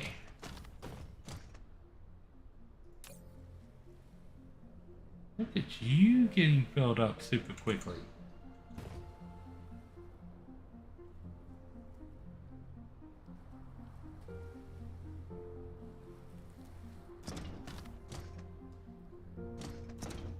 Okay, this should help with a little bit with our storage.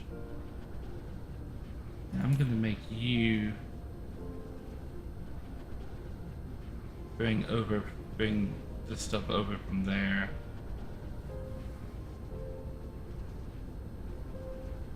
Meanwhile, we're gonna address magnetic coil issue with you.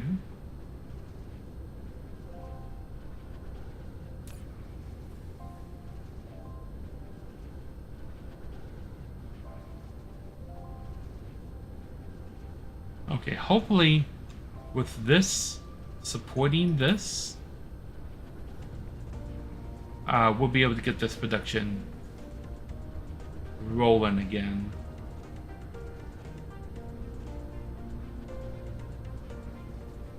Got that filled back up.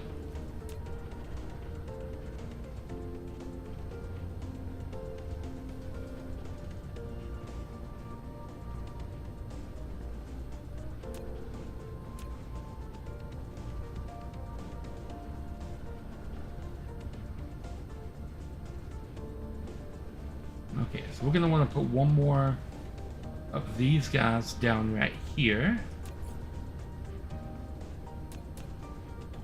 We have one more smelting process to get underway.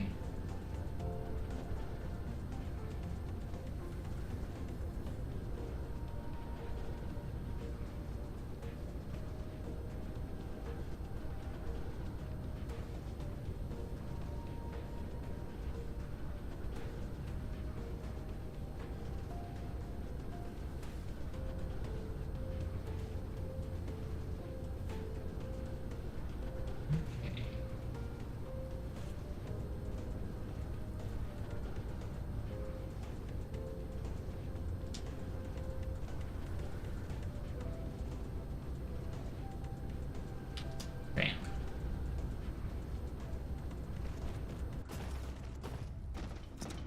Go ahead and land and get this built.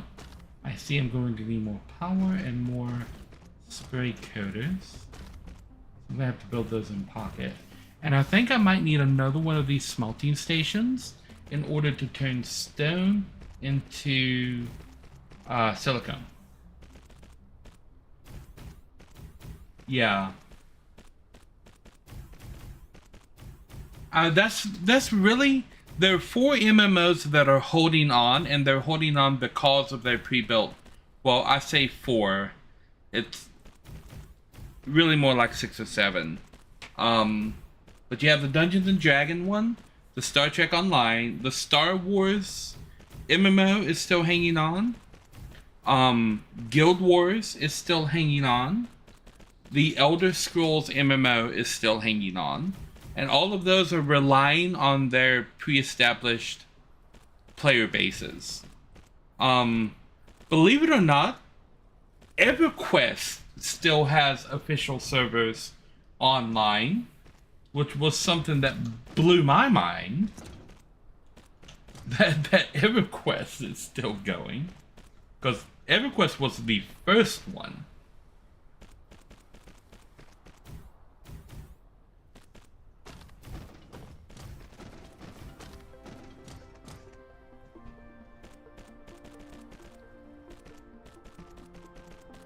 Good old rat killer. Yeah.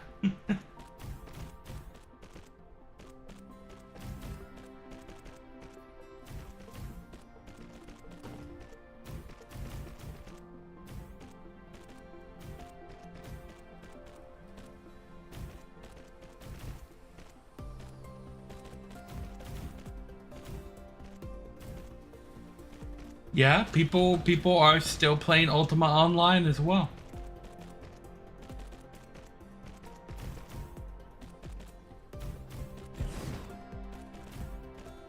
But I don't think any of those MMOs are seeing like big new content being released for them. The only ones that are still getting new expansions are Final Fantasy XIV and World of Warcraft.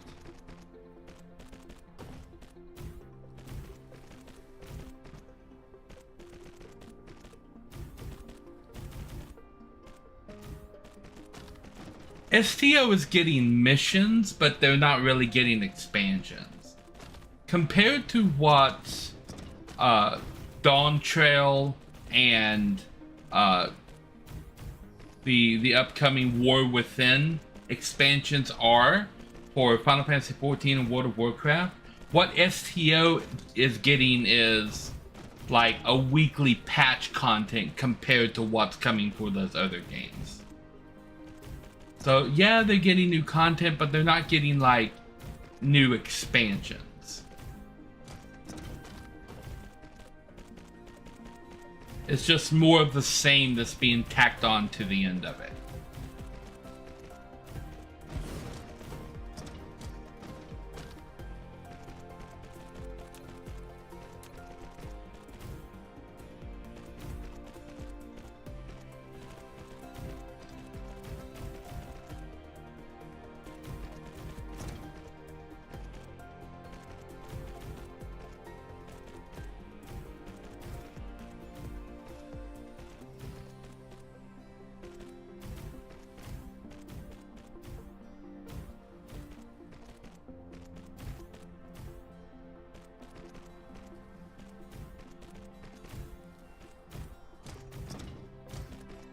Yeah.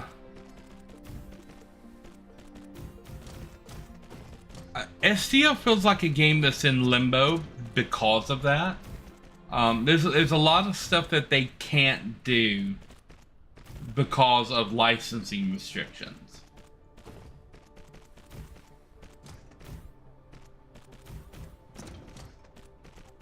And I feel like if Paramount really cared, they would go out of their way to buy that and remedy that situation.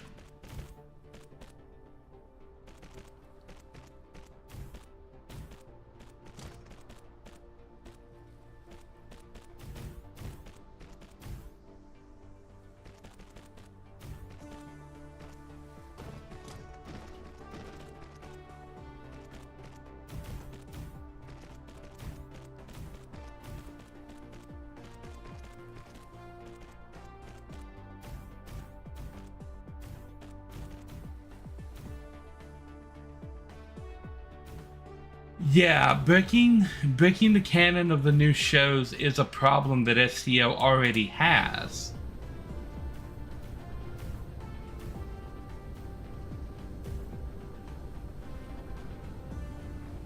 It's a problem they ran into specifically with Picard. Because some of the stuff that happens in STO and some of those missions kind of contradicts what we've been told in Picard. Specifically revolving around the characters of Tuvok and Seven of Nine.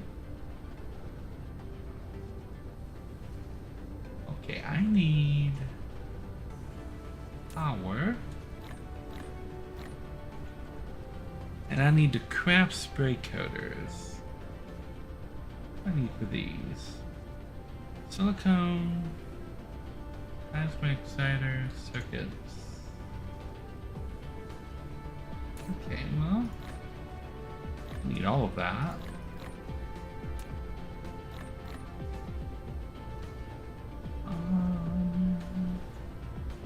wasn't silicone, it was microcrystalline components. That's right. Where did I see those? They're here somewhere. Hiding in the rain. I moved them down here, didn't I? Yes. And then steel.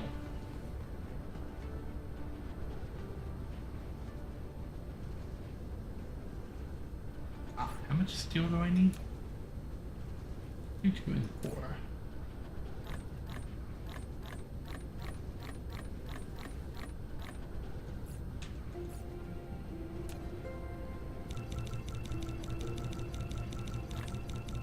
Insufficient materials. I miscounted. Okay, it's okay. Lead me back to place. There it is. The water tanks are nearing completion. Lovely. Turn green. Damn.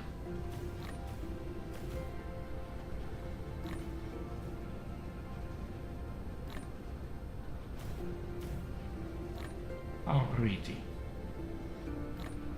Now I need to connect you to power. Do that like this. That belt has been connected. So we only got this belt over here to connect.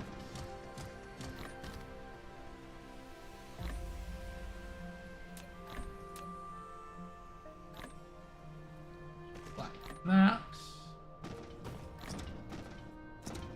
Okay.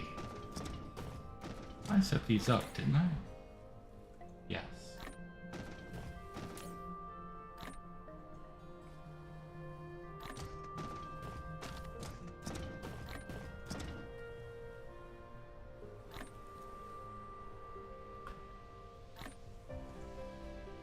You're producing diamonds for me, yes?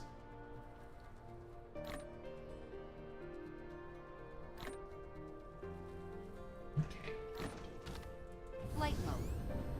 Let's load over here to the middle.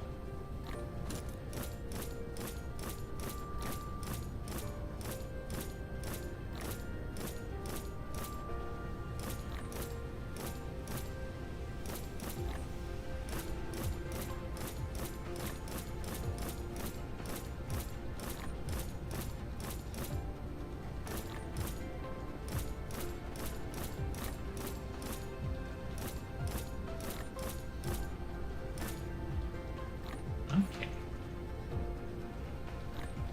What's up here?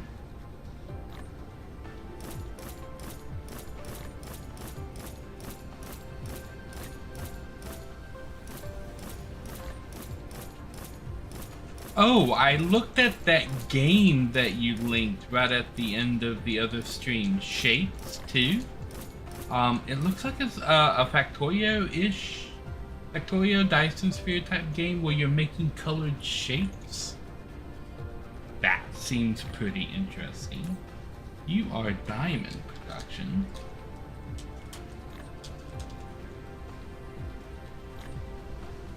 And you're going to be accepting diamonds. For supply, we're going to get you ships. And we're going to turn these values up.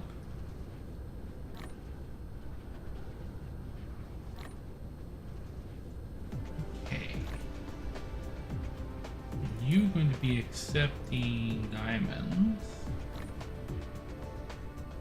for distribution.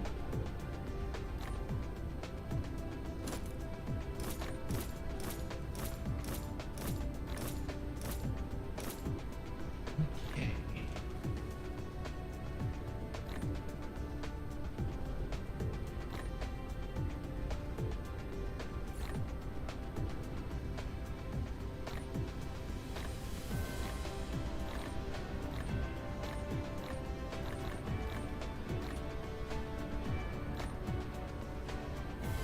I can get this side built too.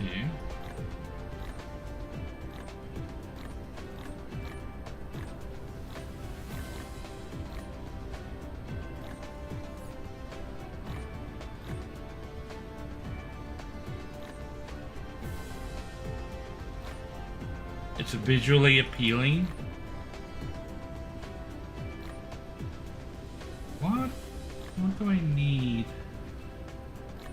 15.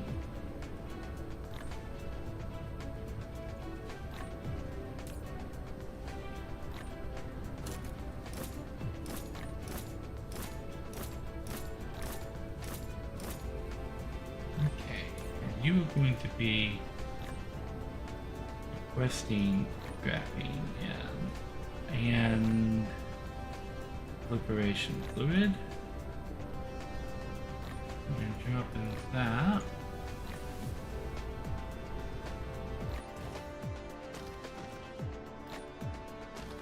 Okay.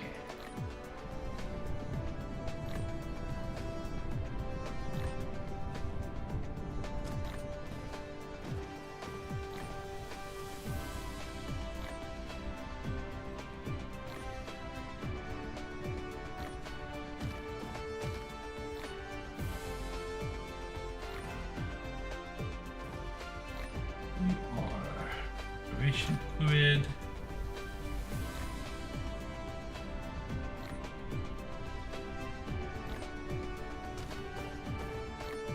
Flight mode. All right.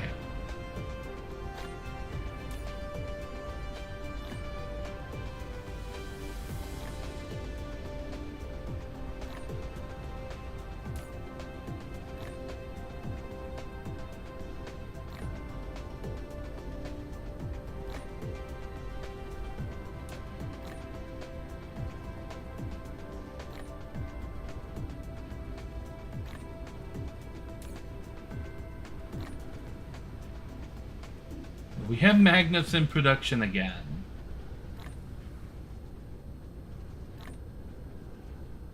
Which is lovely, which means if I reverse this feed here,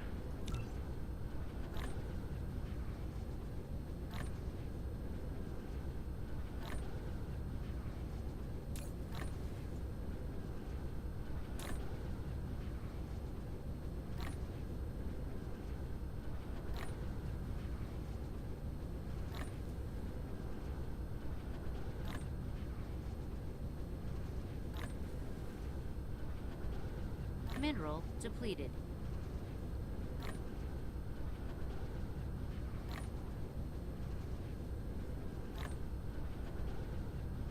okay, I think we'll be okay.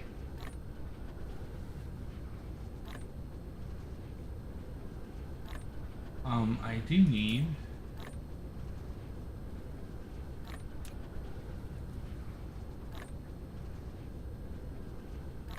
oops.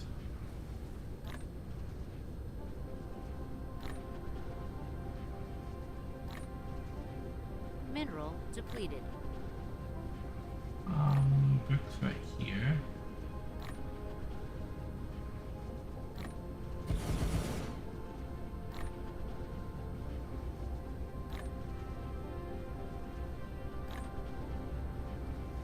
Steel I need to add several more onto.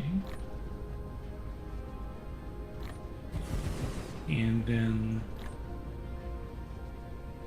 walls I need to add several more onto.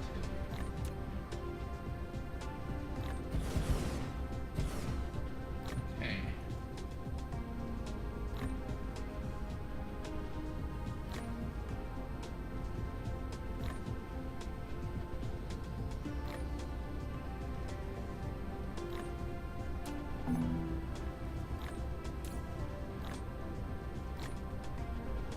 Okay, we're gonna grab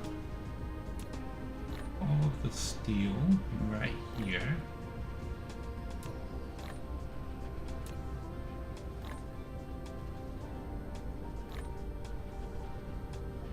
Replication. Deliver the steel up here. Okay, now we have all of the spray coaters that we're going to need.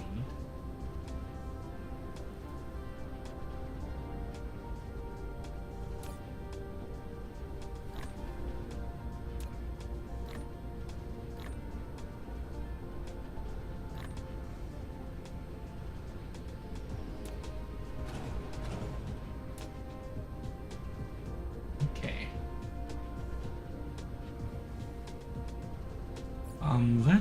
get a bunch of these guys building.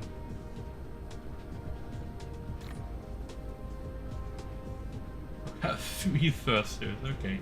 What do I need to get thrusters building? Iron and copper, okay.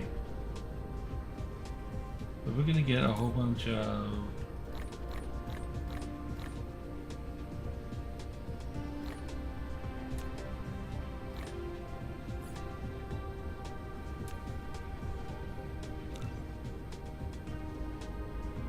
steel. I need steel.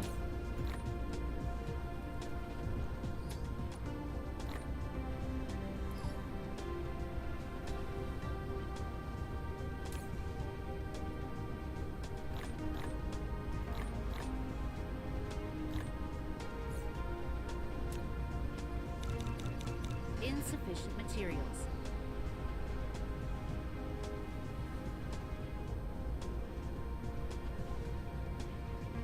More steel I need.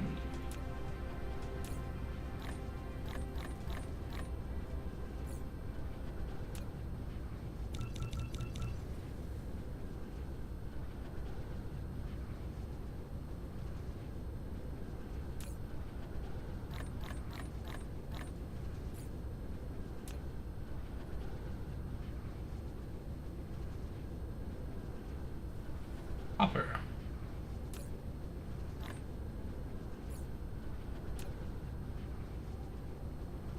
Grab a little bit more copper from over here.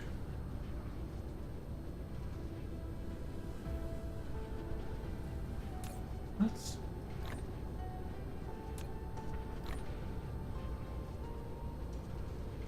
put down some of this stuff.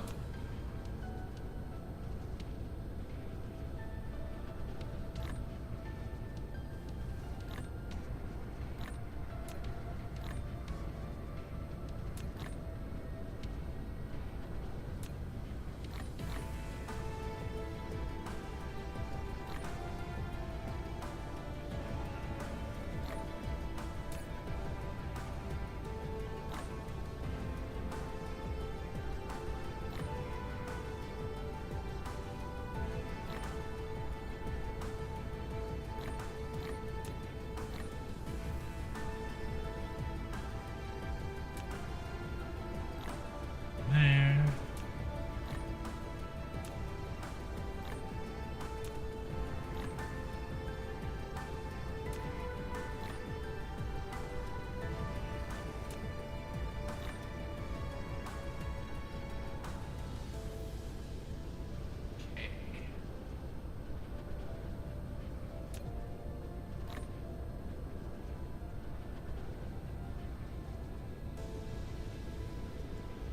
Micro crystalline down here.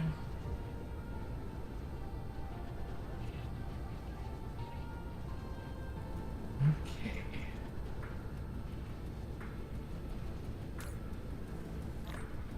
Take all of that copper, all of that iron,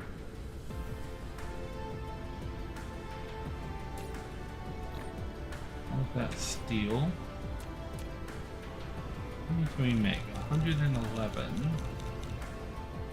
before we're out of iron.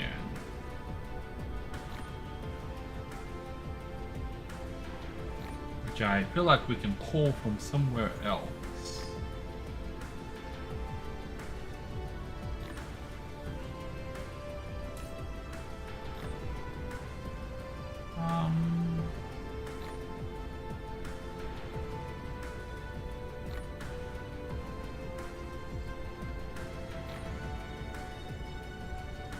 Here we go.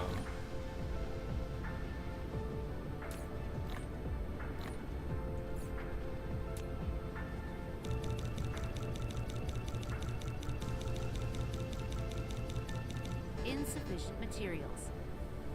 Processors. Okay, we're gonna take another box of iron with us back up to the north and pull out the rest of the processors.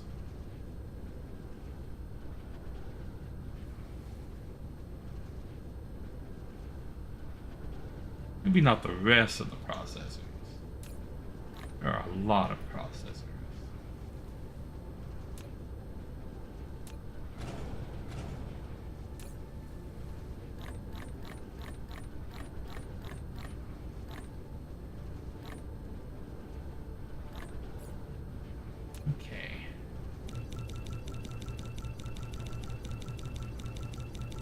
Insufficient materials.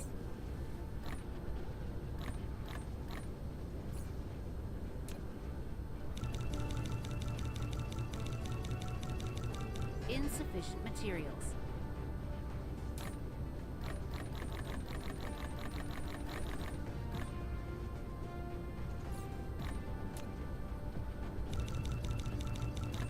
Insufficient materials. Steel is now what we're lacking.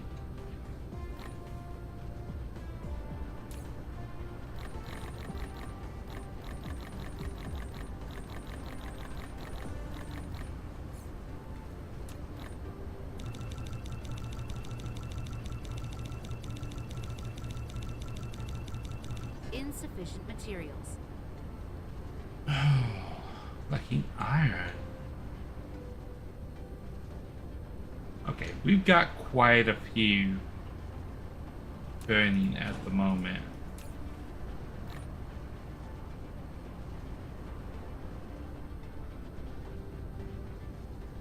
We can afford, I think, to let these guys cook.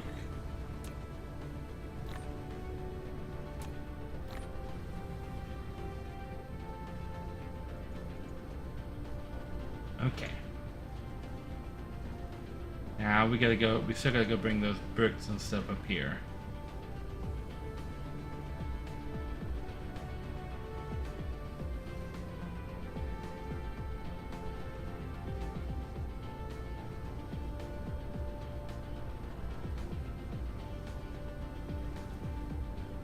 Aha, here it is.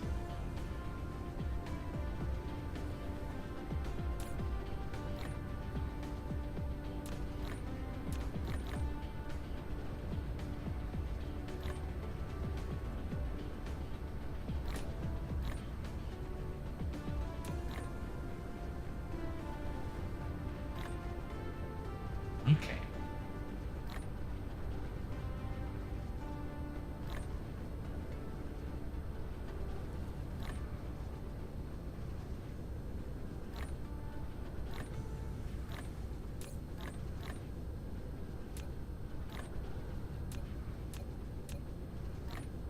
Bam. Okay, now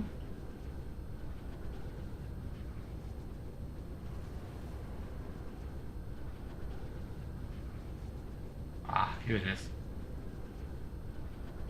Get this.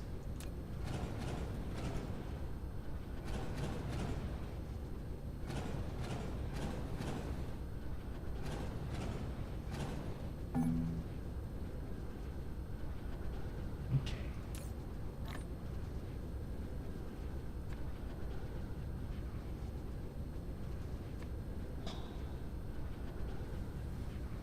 Are you telling me that I can't click on the boxes while I'm holding? That's annoying.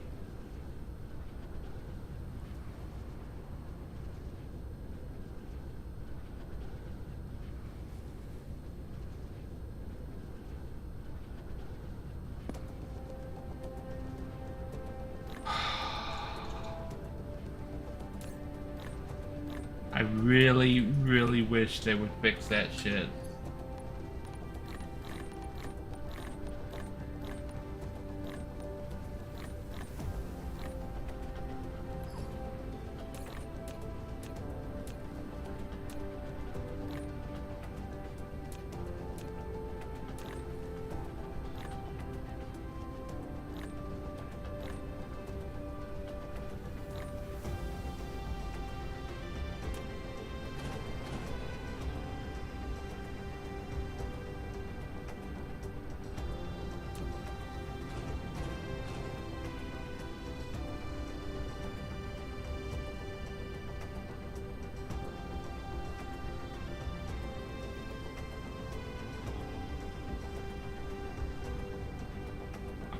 It is.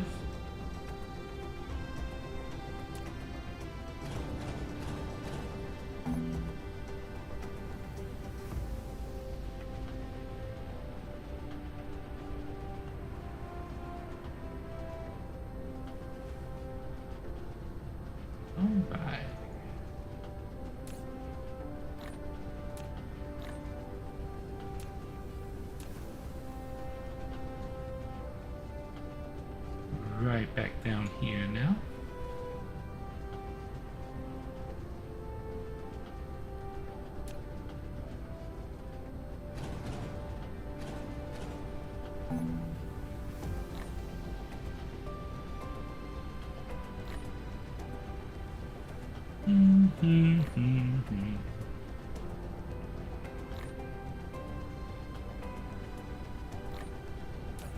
Ha.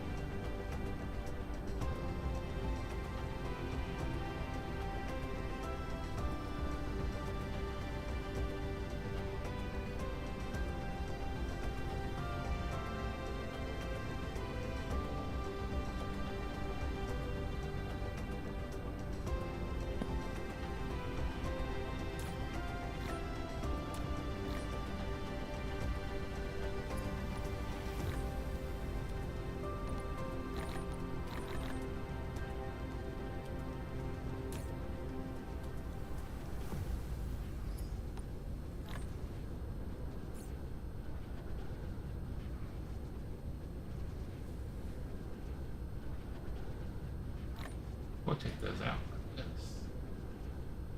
And there are. Right there, put those in there.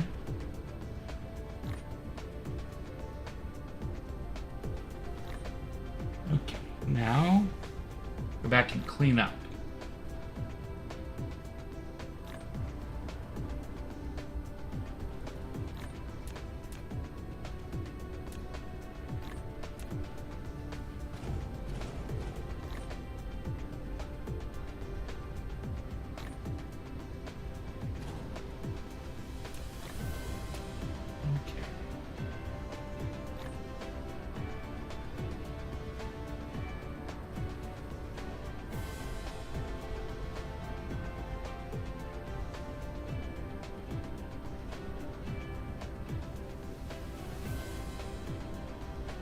All of this is connected.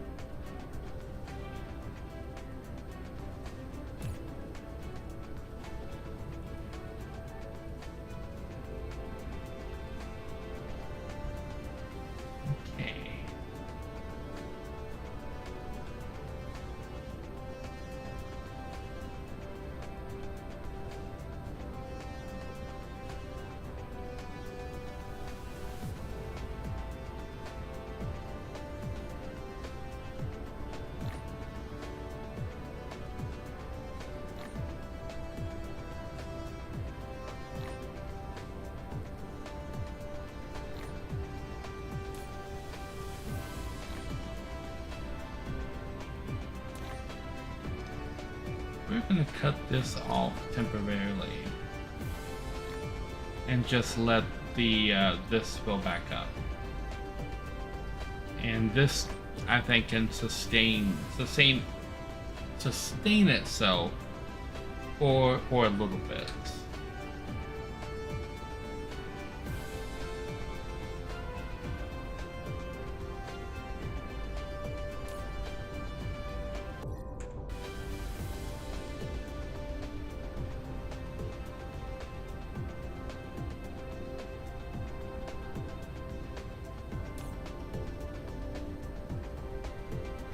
Looks like our coil issue has been fixed. Now we just have an engine issue, a turbine issue, and a magnet issue.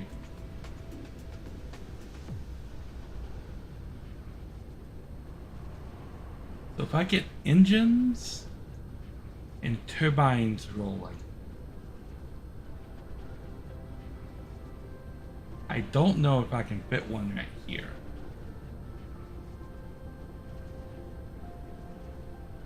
It would be cool if I could.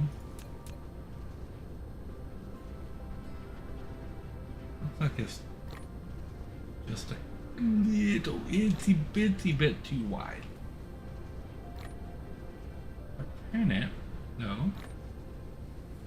I could probably fit two of them right here.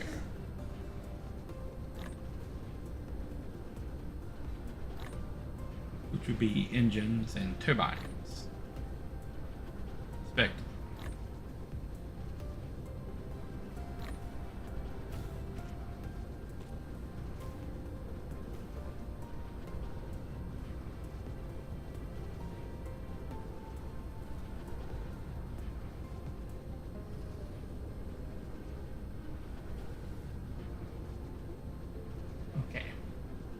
I am missing all of the items to actually use these. Did I place them correctly? I don't think I did. Okay, so I need to remove this one because it has not been placed properly.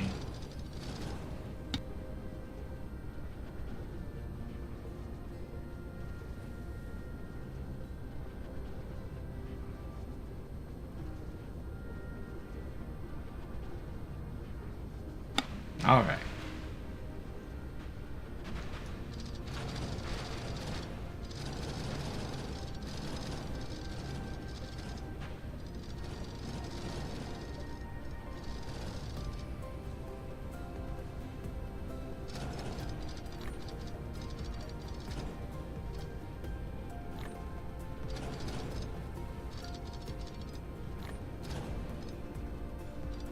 Bam.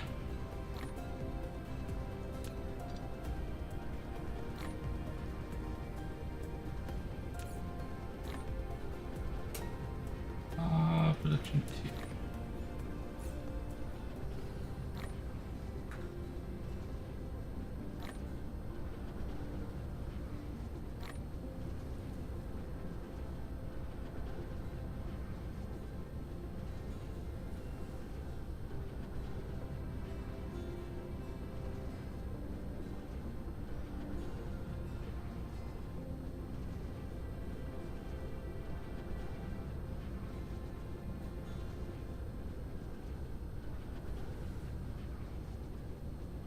Okay, let's go get the items we need to build that. Those items are these and these and these and these and these and these and these and these and these.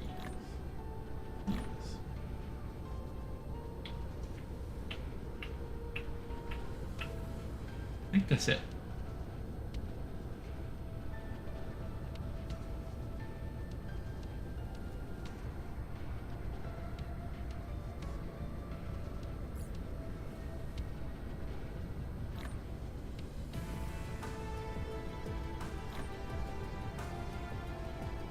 Okay. Turn green.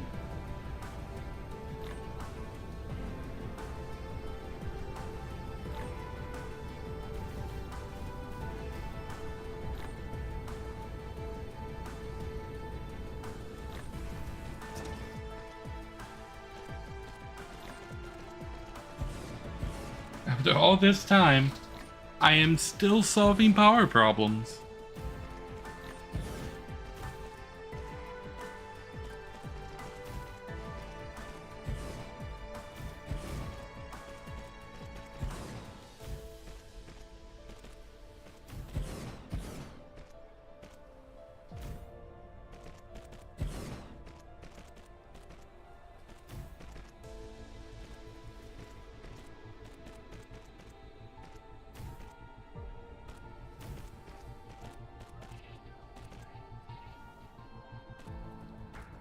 Okay, let's walk over here and get some of this part built.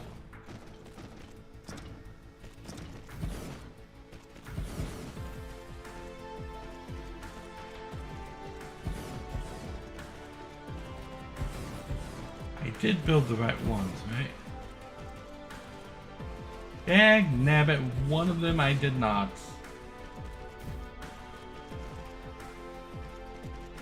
Okay then. Before this gets too much further out of hand, this one needs to go the way of the dinosaur.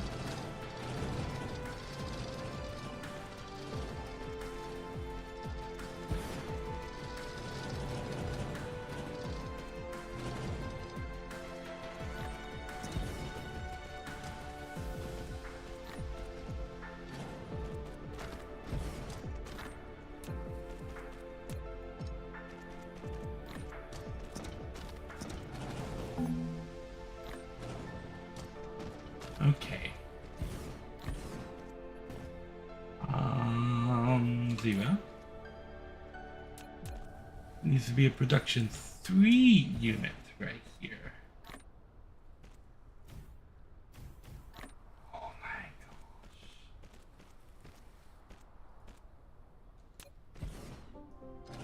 It needs more space.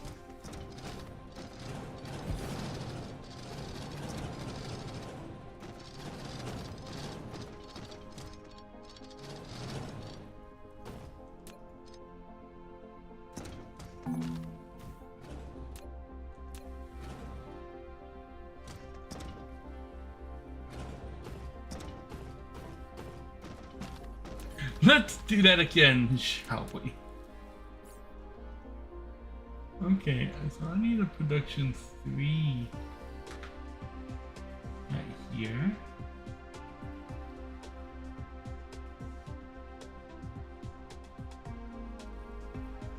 It's going to be a far tighter squeeze to get all of it into play. And then I need a production 2 right beside it.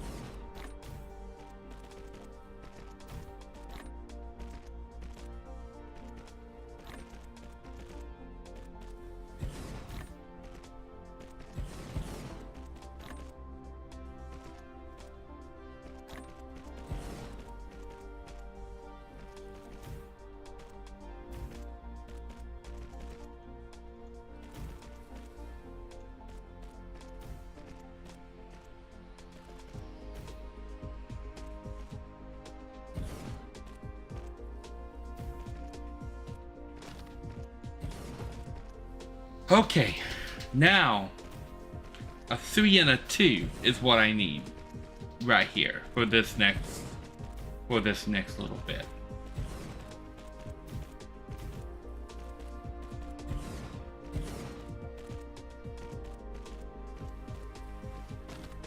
Okay, let's take a walk and see about getting more built in the green zones.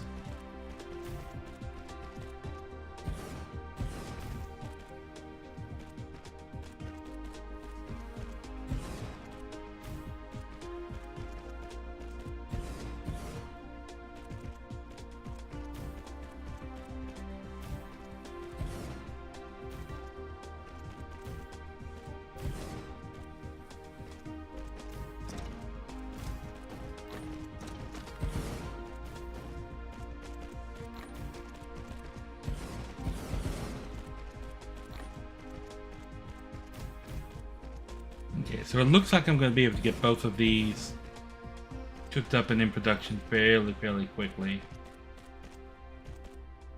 It doesn't look like I'm missing anything there. And this is coming along quite nicely. Quite slowly, but quite nicely.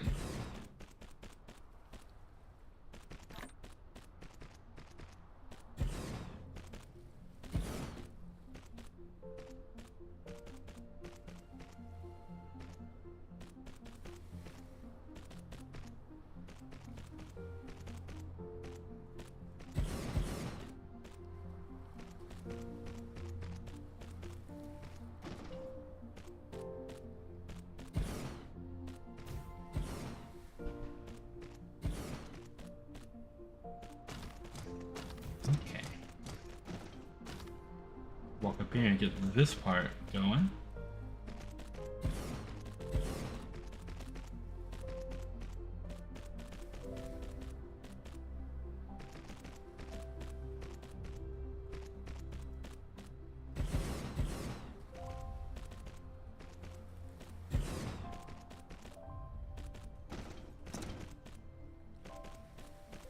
I do not have white science. I have not yet started on purple science. I've researched it, but I have everything unlocked up until purple. But I have not yet started understanding the complexities of the purple levels.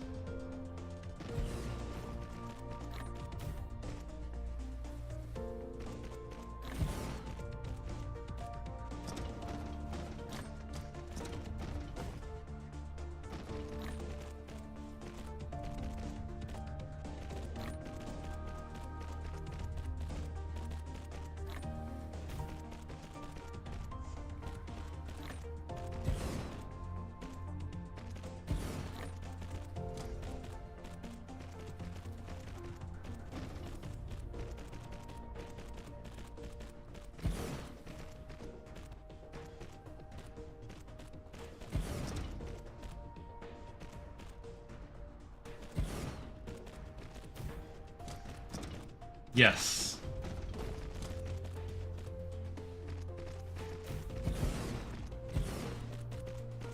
I am optimizing the stuff that I currently have.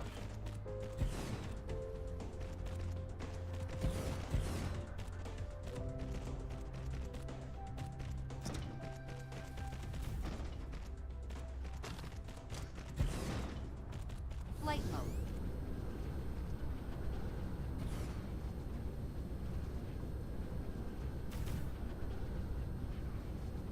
Okay. Let's fly over here and see if I get any East Towers built.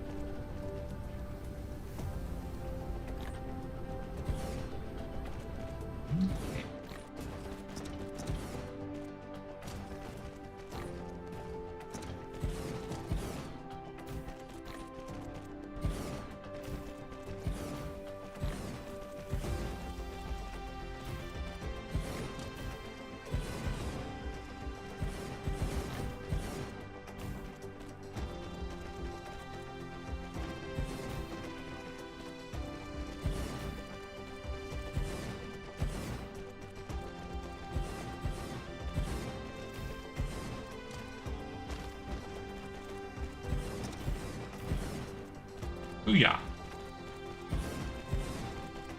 You know how quickly that goes when you actually land and just let them zip back and forth.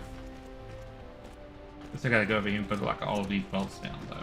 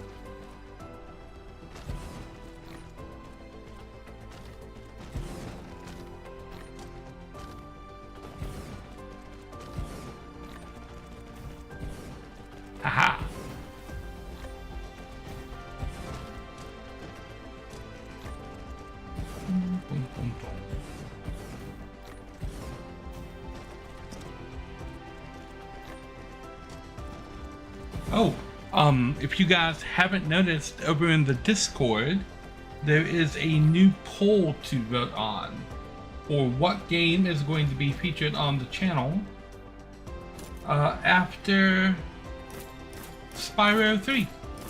Because the next sequel game that's coming up is Spyro 3, Year of the Dragon. I think it's the subtitle for it. Because we finished Assassin's Creed 2 earlier today. So you've got 4 more options available for what the next game after Spyro is going to be. And this poll is going to be running in the polls channel until we finish Spyro.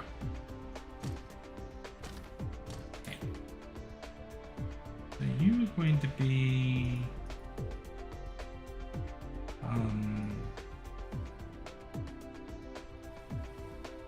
Can I move you, please? This. Right, yes.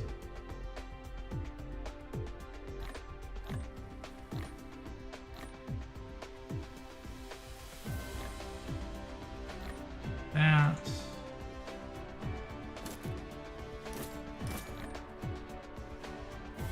And then you are going to be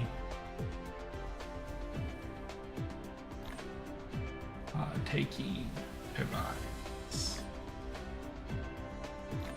those in there and those in there.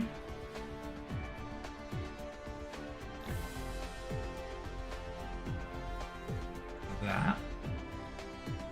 Flight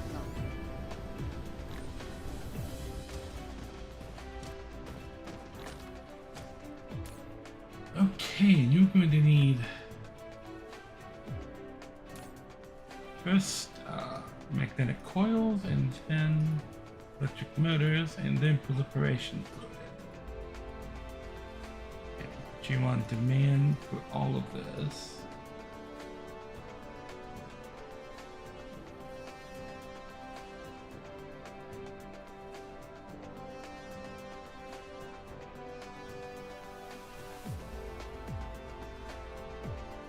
Alright. So you're going to be coils and engines, coils and engines, and coils and engines, coils and engines, and proliferation.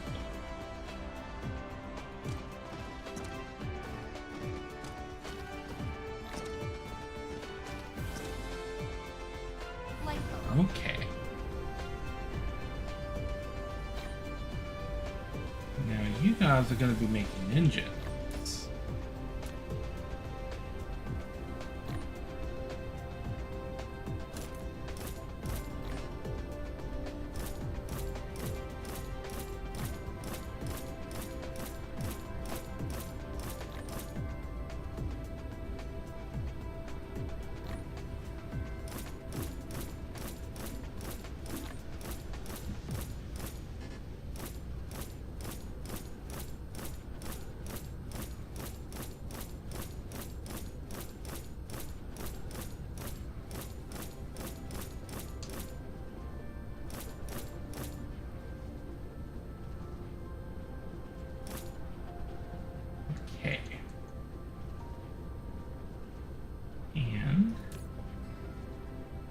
Dealing with motors, sorry, not engines.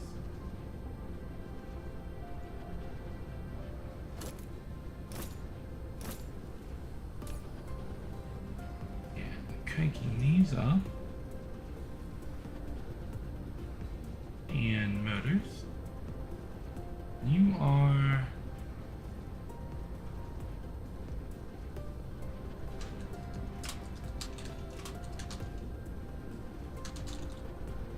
motor production.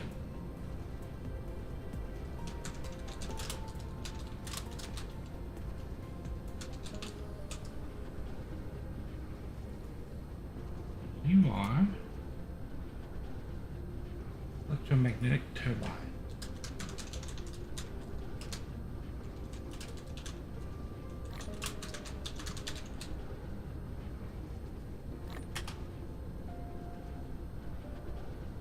Okay.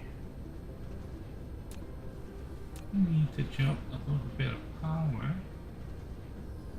between the two.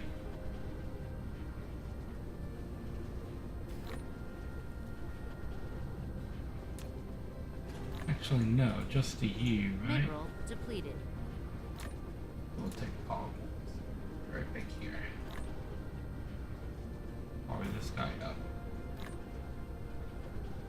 And for this guy as well, it would seem.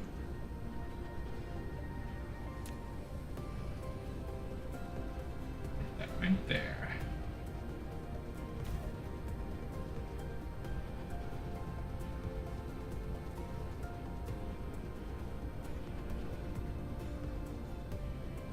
Okay, so I'm gonna need another level 1 in production making gears as well.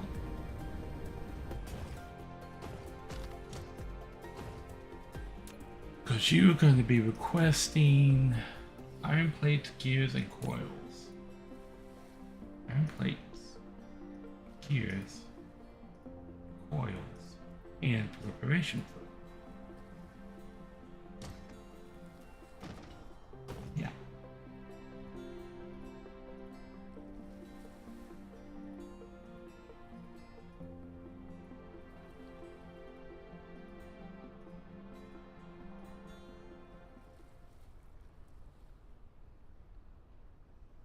Gears are in production somewhere. Oh, they're over there. Okay, yeah.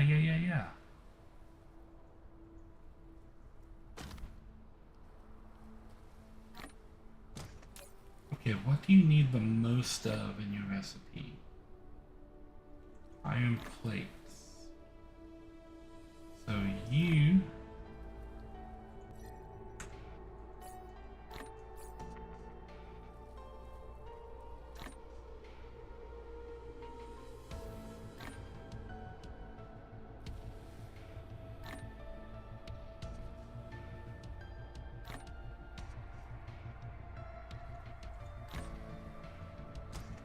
So this is what we'll do here.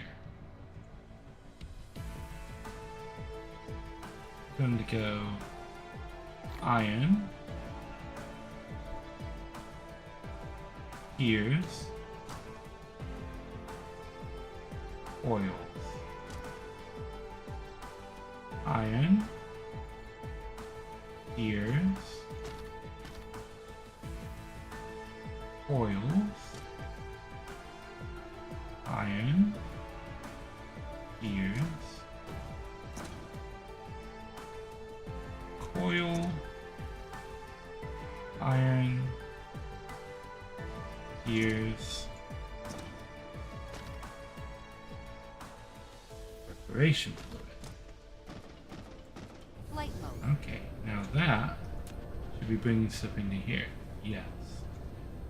Which is immediately taking it over to here. Bring things into here.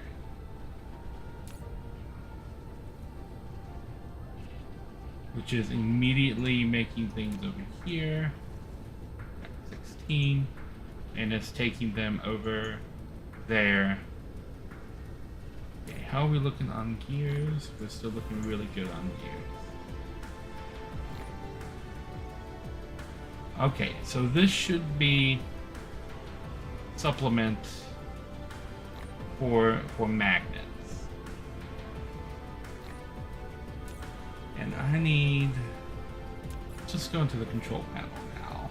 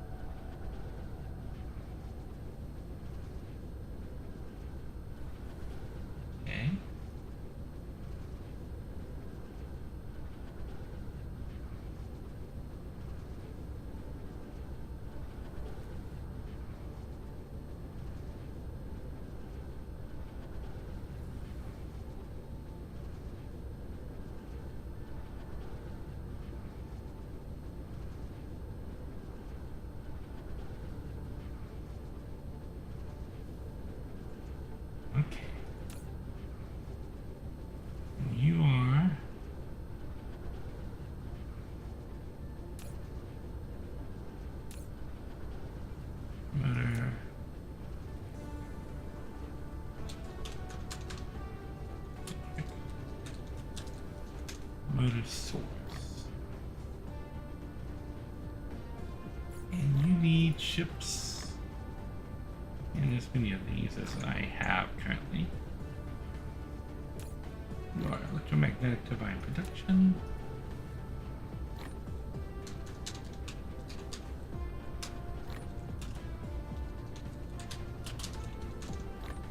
Force. That there.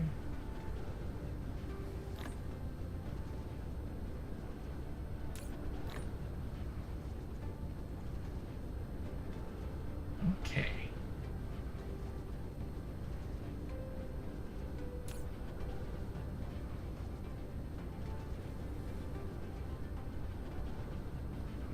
Booyah.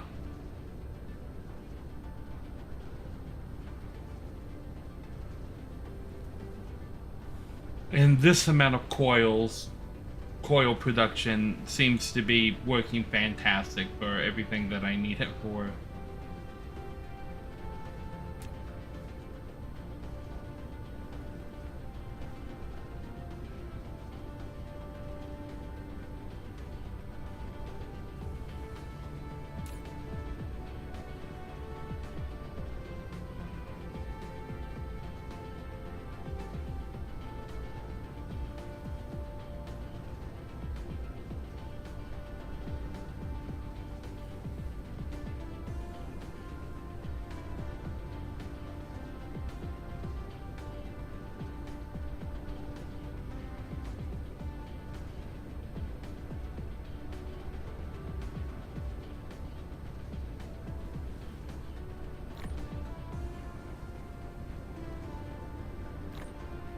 Okay.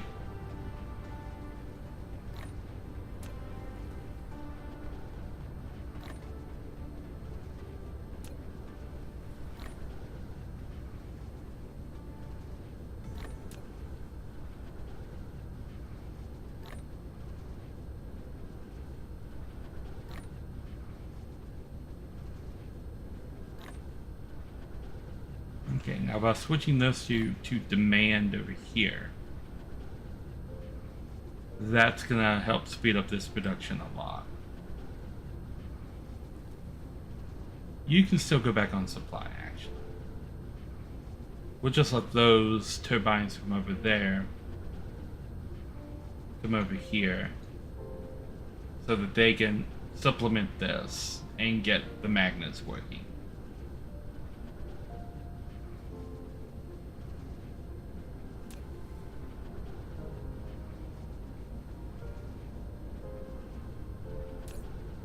These guys are being starved for iron.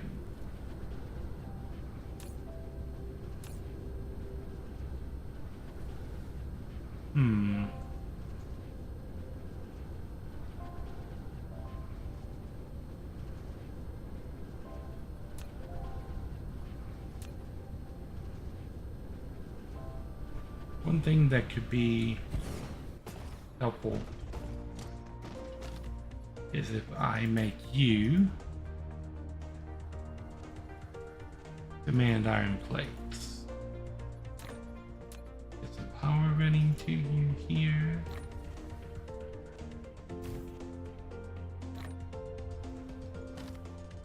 And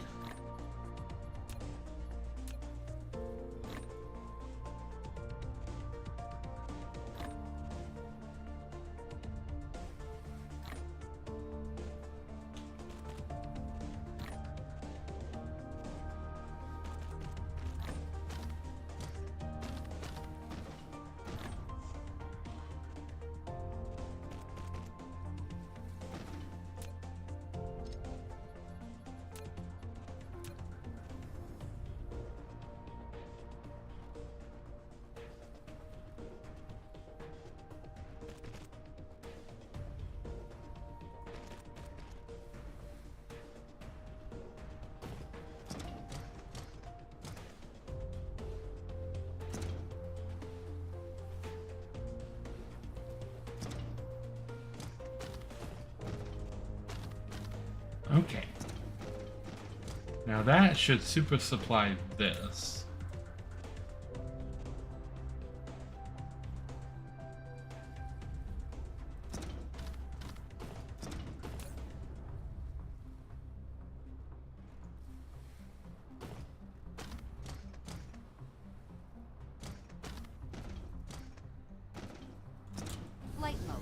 And this should solve my power problem that is brewing up over here.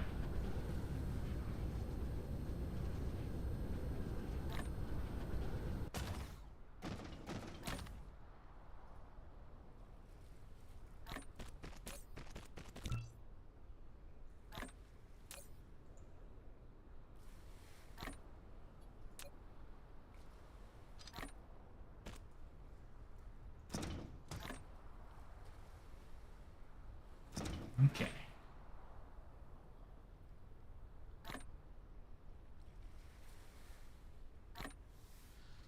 Oh, let's see. We're waiting for the loop to get all the way back around the planet.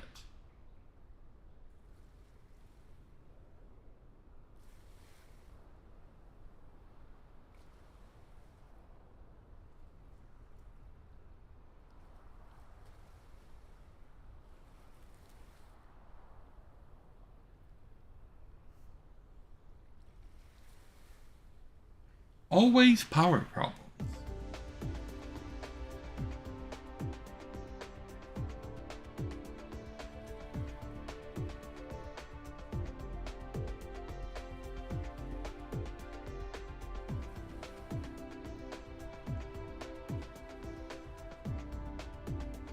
Oh, it seems like a lot of them are getting eaten.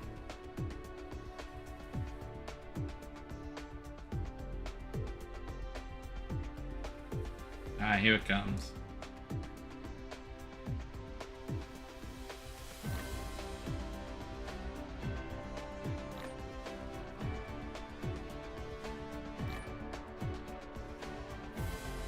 Ultimately, if I had it going both directions, it wouldn't really matter. By making it just go one direction, I can just loop it back into itself. A really good source of power in this game?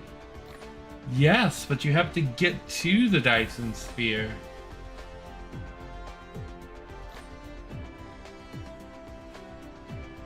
By having the belt go all the way around with the machines and come back to this point, this becomes the loading point. I don't have to put another one of these on the other side of the planet. And since production is limited to right here for right now,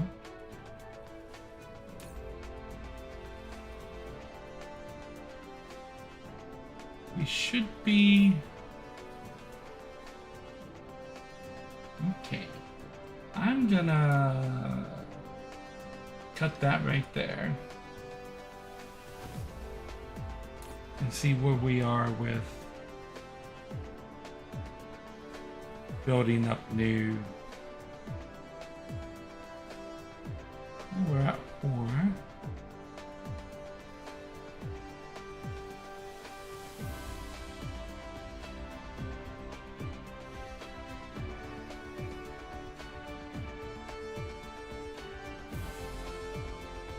We're kind of holding steady on it.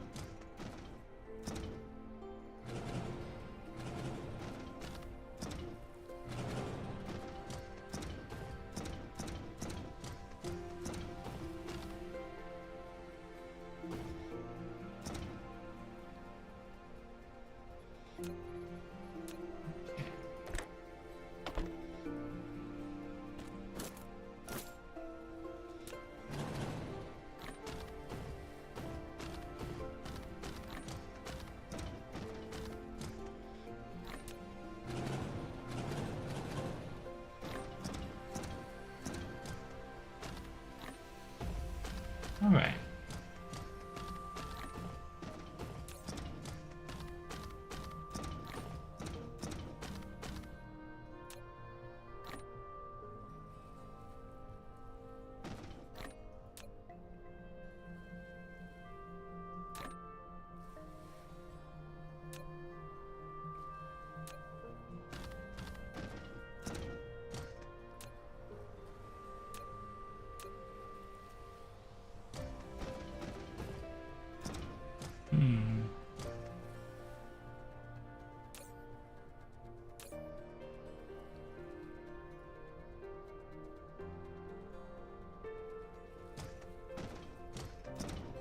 Actually, these aren't really needed.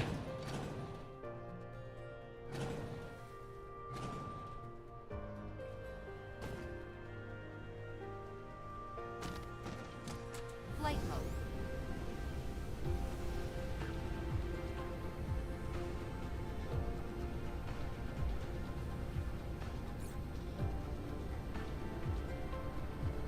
Okay, so let's...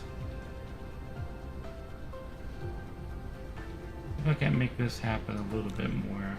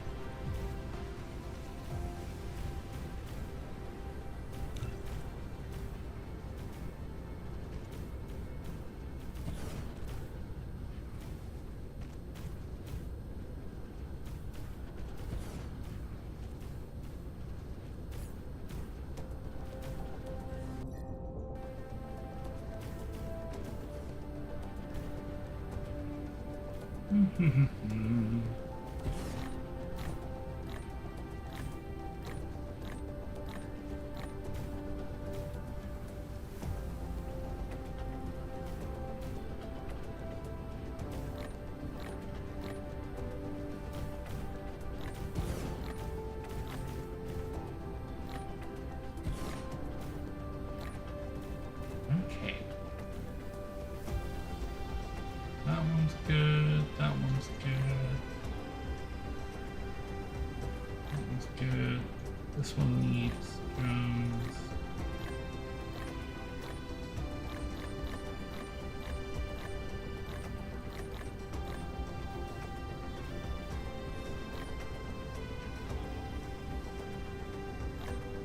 That one's got drones. That one's got drones.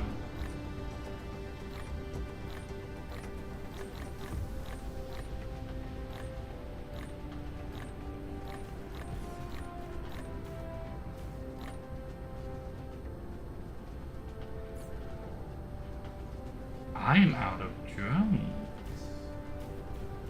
Expecting that to happen.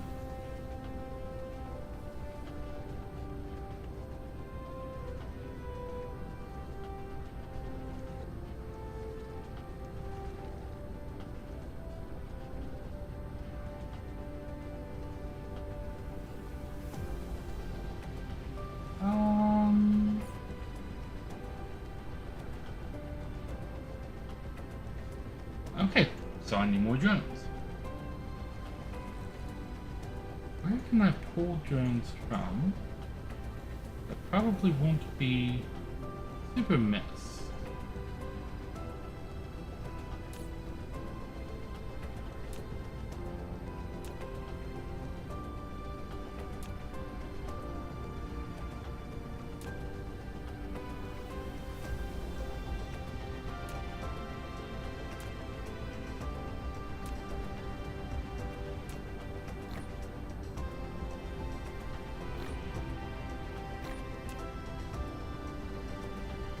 Okay.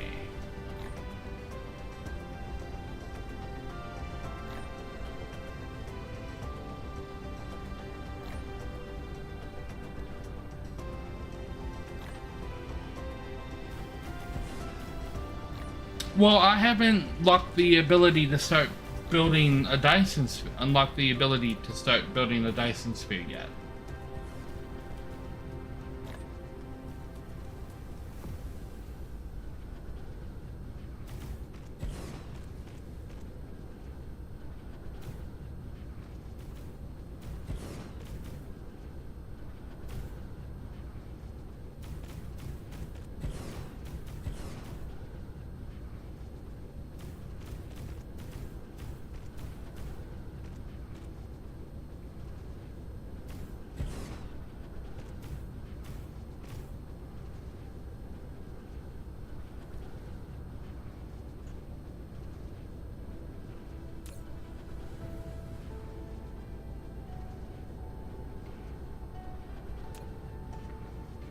Okay.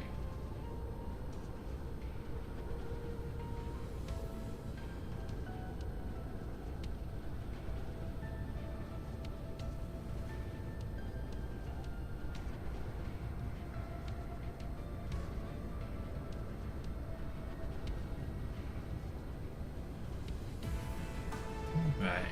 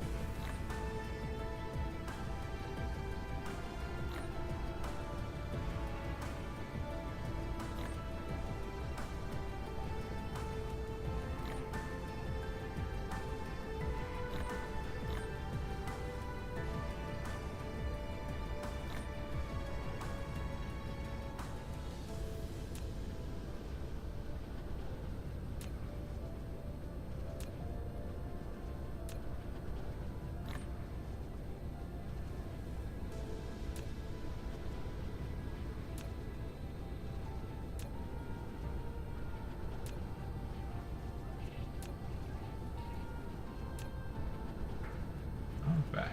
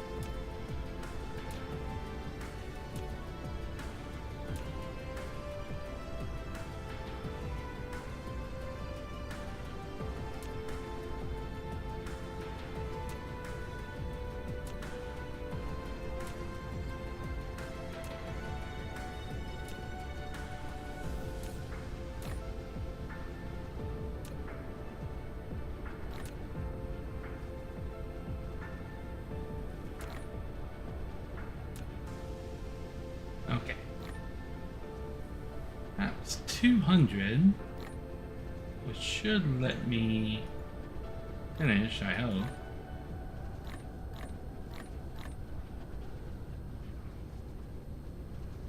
Okay.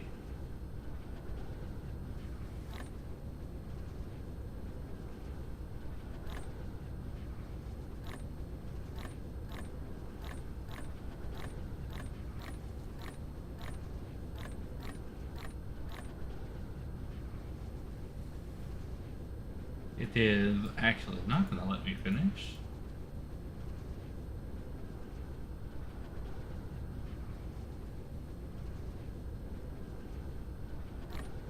Oh, 3, 4, 5, 6, 7, 8, 9, 10, 15, I need 13 more.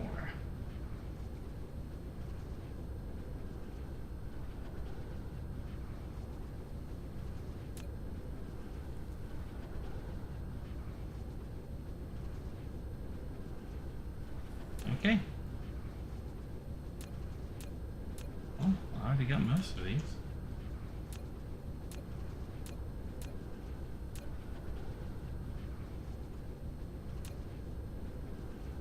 So this will provide me down to 11. Well, this will provide me 11. Means I need 2 more.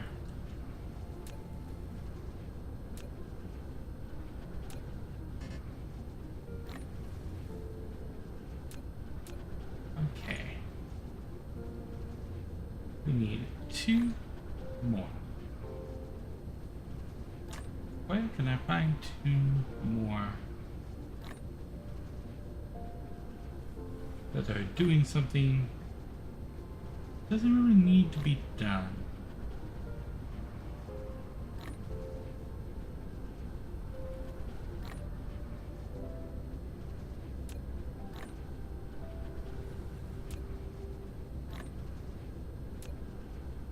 All of these. Okay.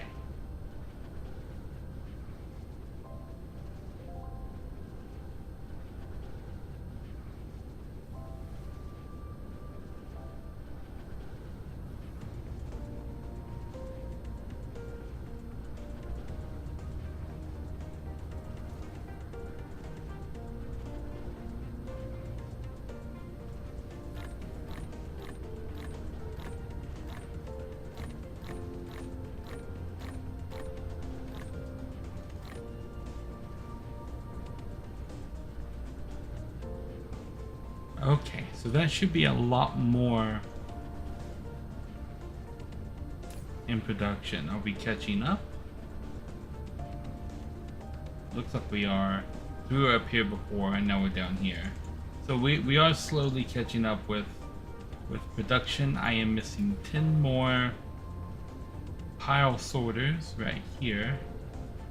Nowhere I can really pull those from at the moment. And I don't think I have any in storage up here.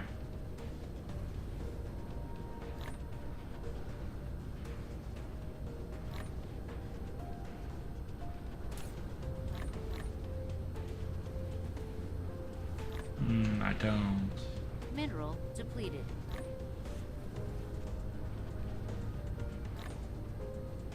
Okay then.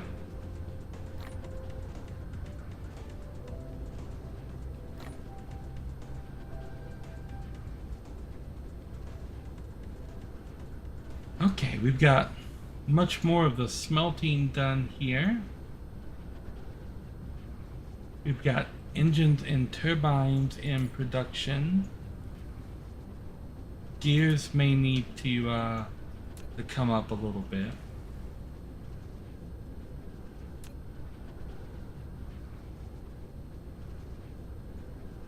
But we're doing a lot better with magnet production now.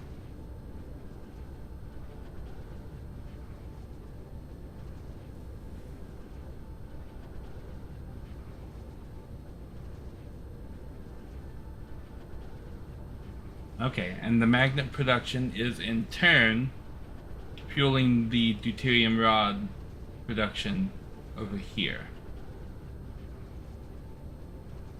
which is good. We are slowly gaining a surplus of deuterium, very slowly. I need to get the rest of the inserters for this area.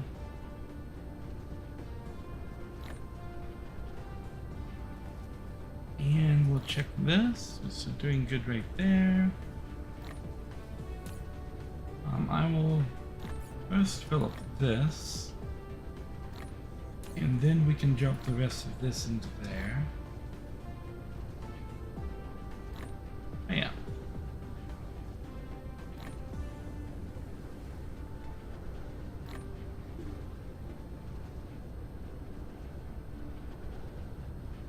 All right. All right. Looking good. We yes, all of this is just to make fuel to keep the factory running for right now. Power is a big bottleneck that I've been hitting over and over and over in the game. And I've played myself to some unwinnable scenarios a couple of times now because I ran out of power and I had no way to manufacture more power. So every time I build one new section of the factory, I have to come back over here and modify something to keep power going.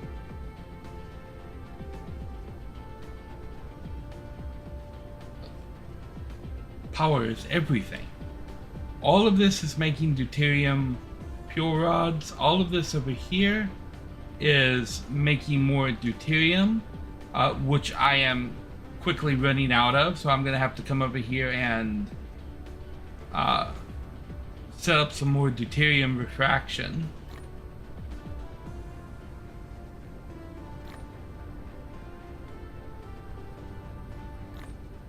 Why are they not burning?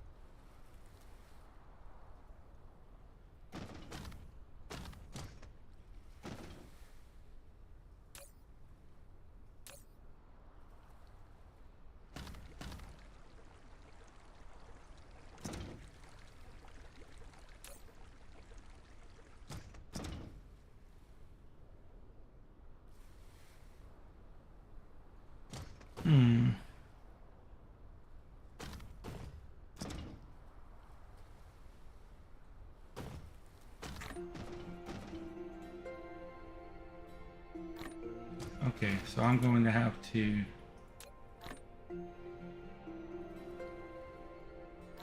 solve another problem.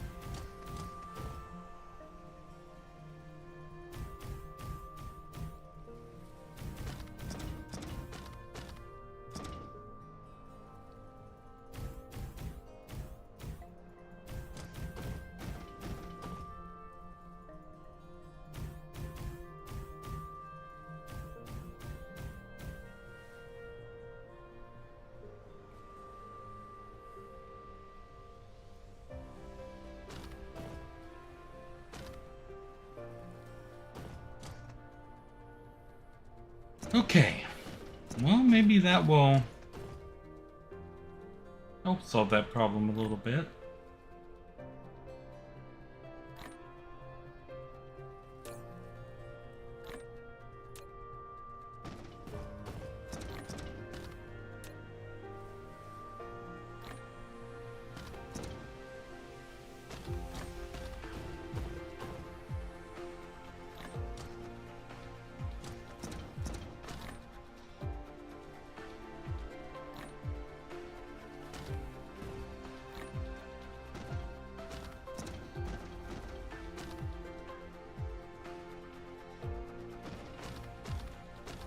Flight mode.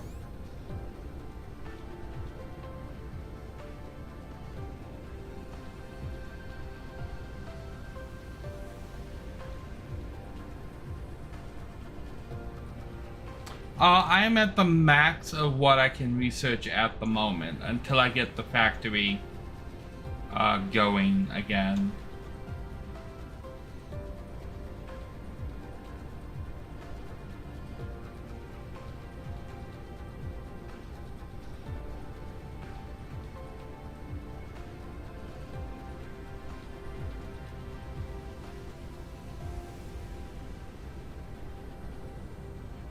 So right now I am building the production needed to keep the deuterium running.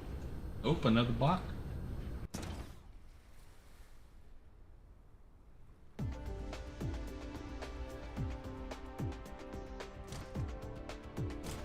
Flight mode.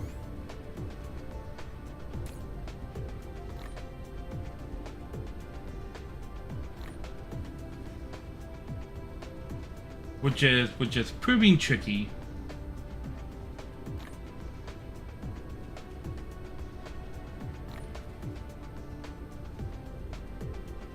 Mainly because of power.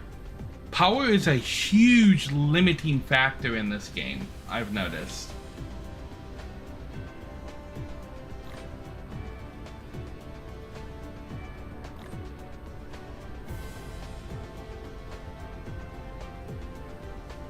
I mean, all evidence to the contrary right here. Like I am so far away from being able to build a Dyson Sphere, and I'm literally having to devote more than half the planet to production of fuel for power. And this is after I've played myself into a no-win scenario on 3 different occasions on this stream, all due to power.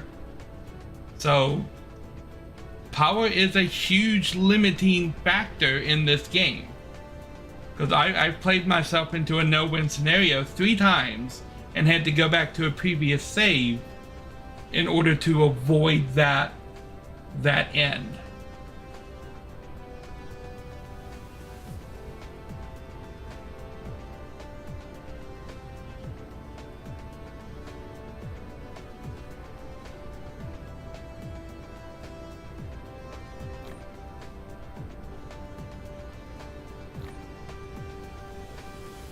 These having a surplus? No, they are not.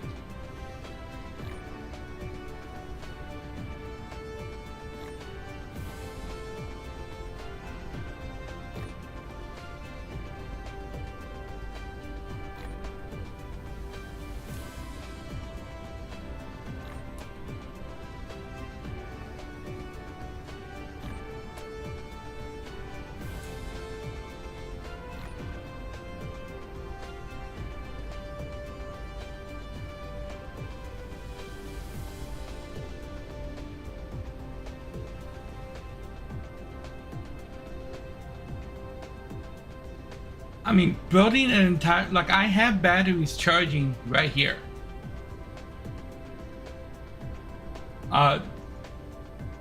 Turning a whole planet into a wind farm isn't going to produce anywhere near the power that I'm producing right here.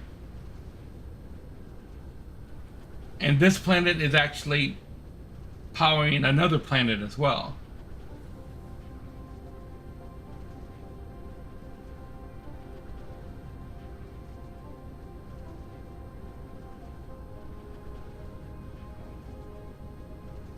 I mean, yeah, I know it doesn't produce consumable resources, but it also...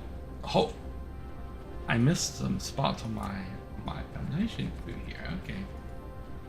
It also only produces about this much power for an entire planet producing.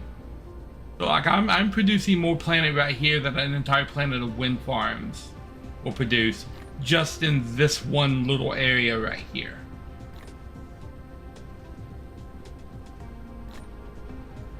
And the resources are here. I'm just having to build them into what's needed for production. And you have to go slow to avoid just running out of resources or playing yourself into a dead end.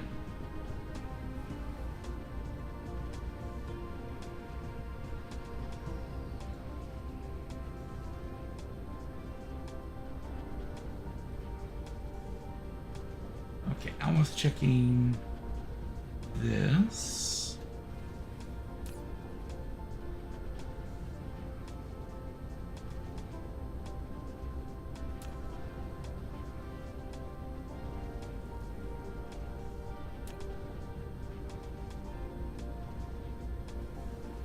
Okay.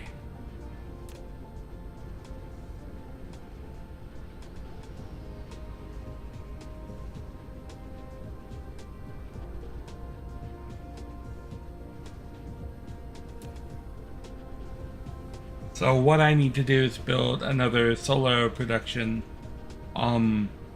specifically for iron gears. Mineral depleted. After I let this queue finish.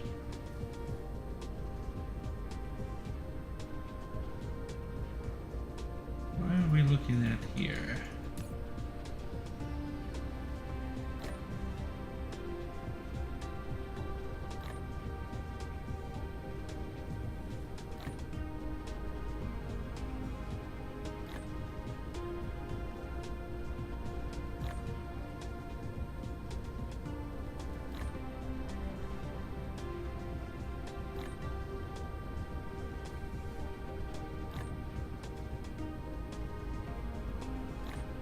We seem to be at a standstill, which isn't a bad thing.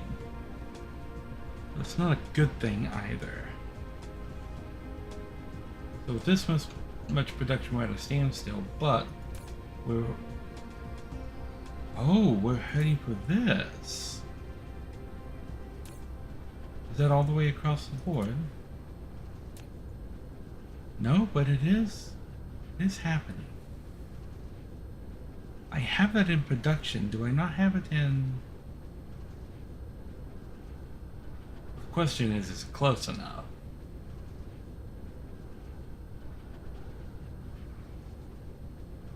What are we lacking? Sulfuric acid. Mineral depleted.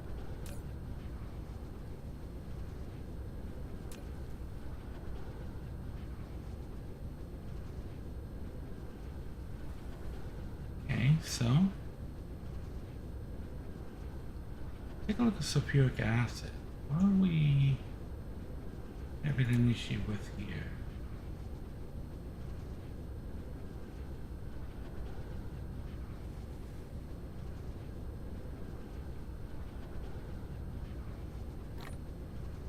Mineral depleted. We're in demand, but why are we in demand here?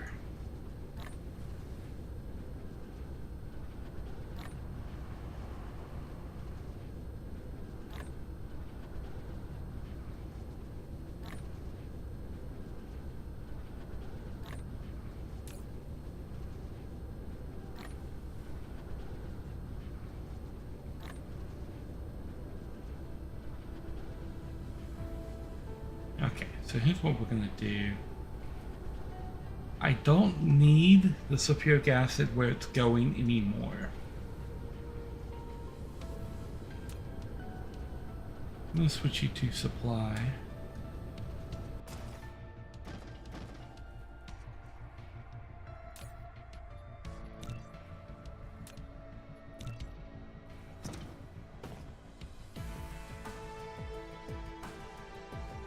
I'm just gonna tear these buildings down.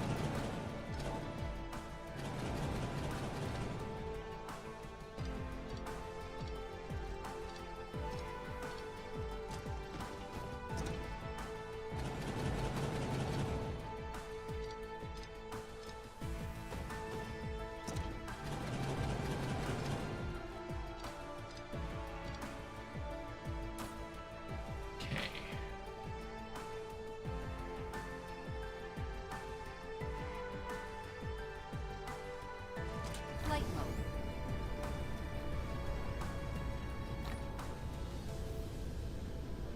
Now I have more sulfuric acid up here in the north. And I have more alloy that I can get going as well.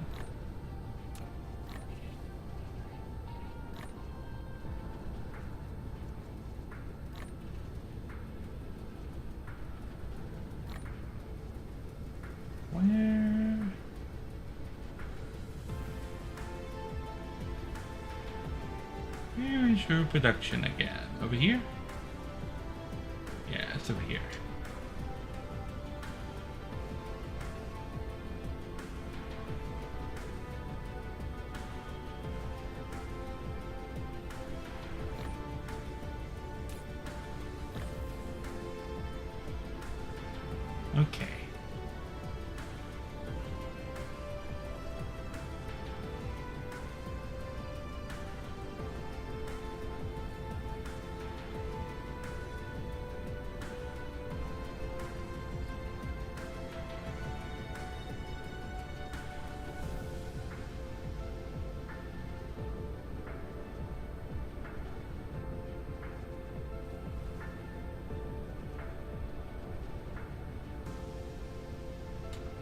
Let's see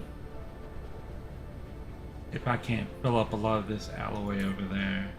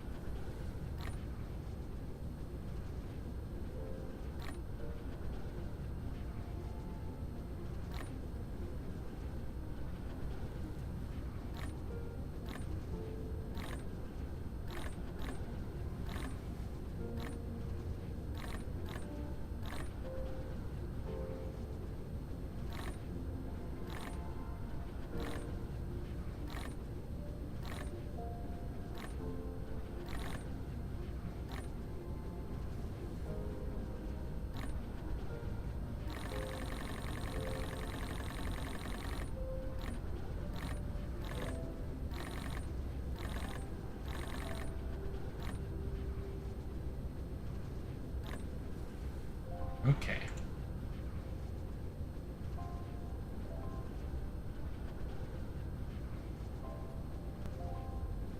What are we lacking here?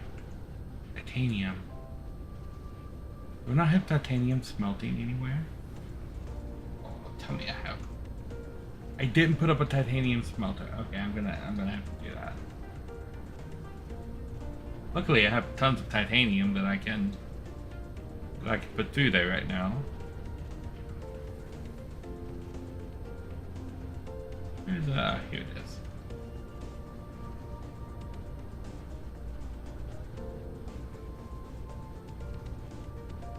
I have many tons of titanium.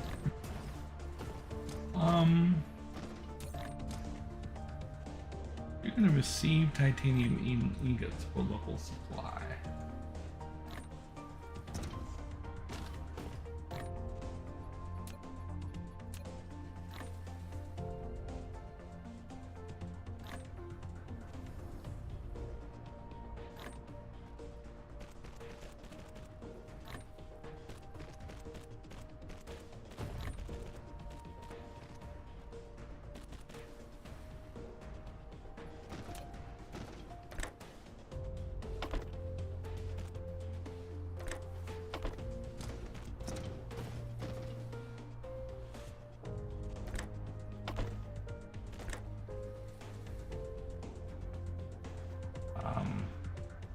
Where are we trying to go from here?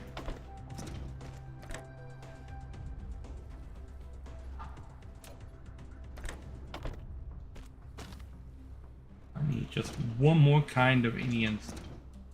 Flight mode. Any sorter.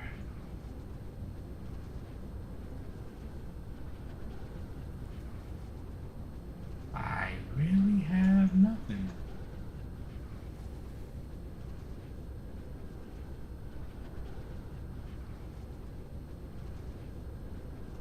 No Mark 1s, no Mark 2s, no Mark anything. Okay.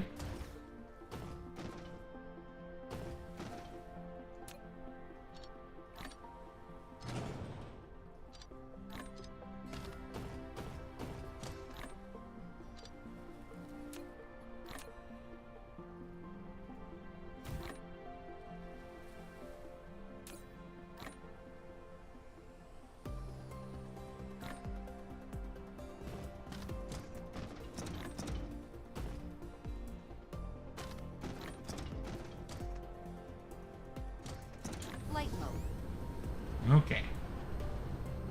Now these guys should be bringing that titanium. Well, Chris is bringing the titanium here, which, yeah.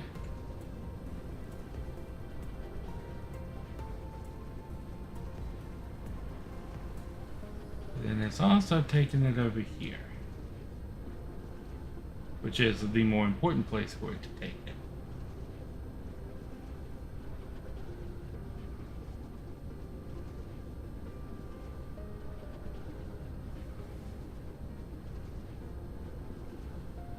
No, it's bringing coal over there. Okay.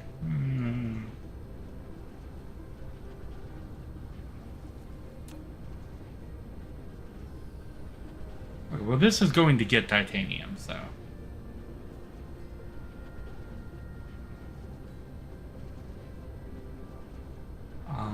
I can't believe I did not put titanium into smelting production yet. So that's 3 things that I need to do. I need to build titanium smelting, I need to build silicone smelting, and I need to build gear production. I wish there was a way I could leave a note to myself, like a little notepad, for what I need to do, but I can just put it here. Land. And titanium smelting.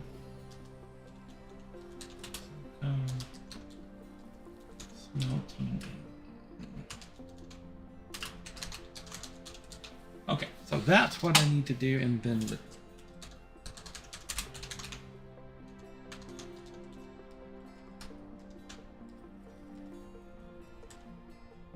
alrighty.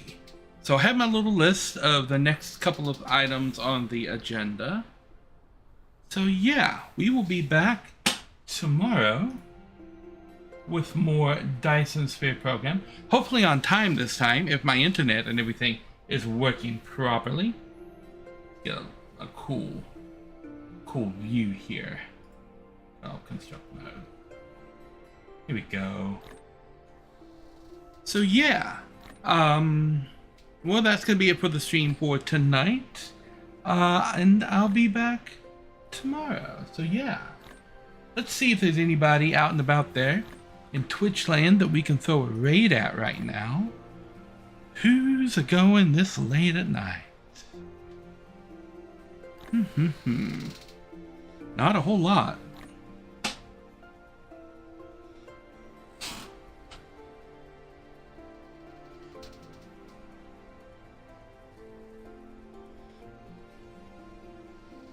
Not a whole lot, actually. Oop.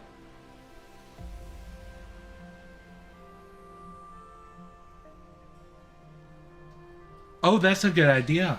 Belts. I didn't think of that. I just wrote it down IRL. Alrighty. Well, we don't have a lot of options for raiding, so I guess we can skip that right now. I need to go and find some late night peoples to raid. Yeah. Anyway, we'll be back tomorrow afternoon with more Horizon Zero Dawn, and tomorrow evening with more Dyson Sphere program. So I'll catch you on the flip side. Nari out.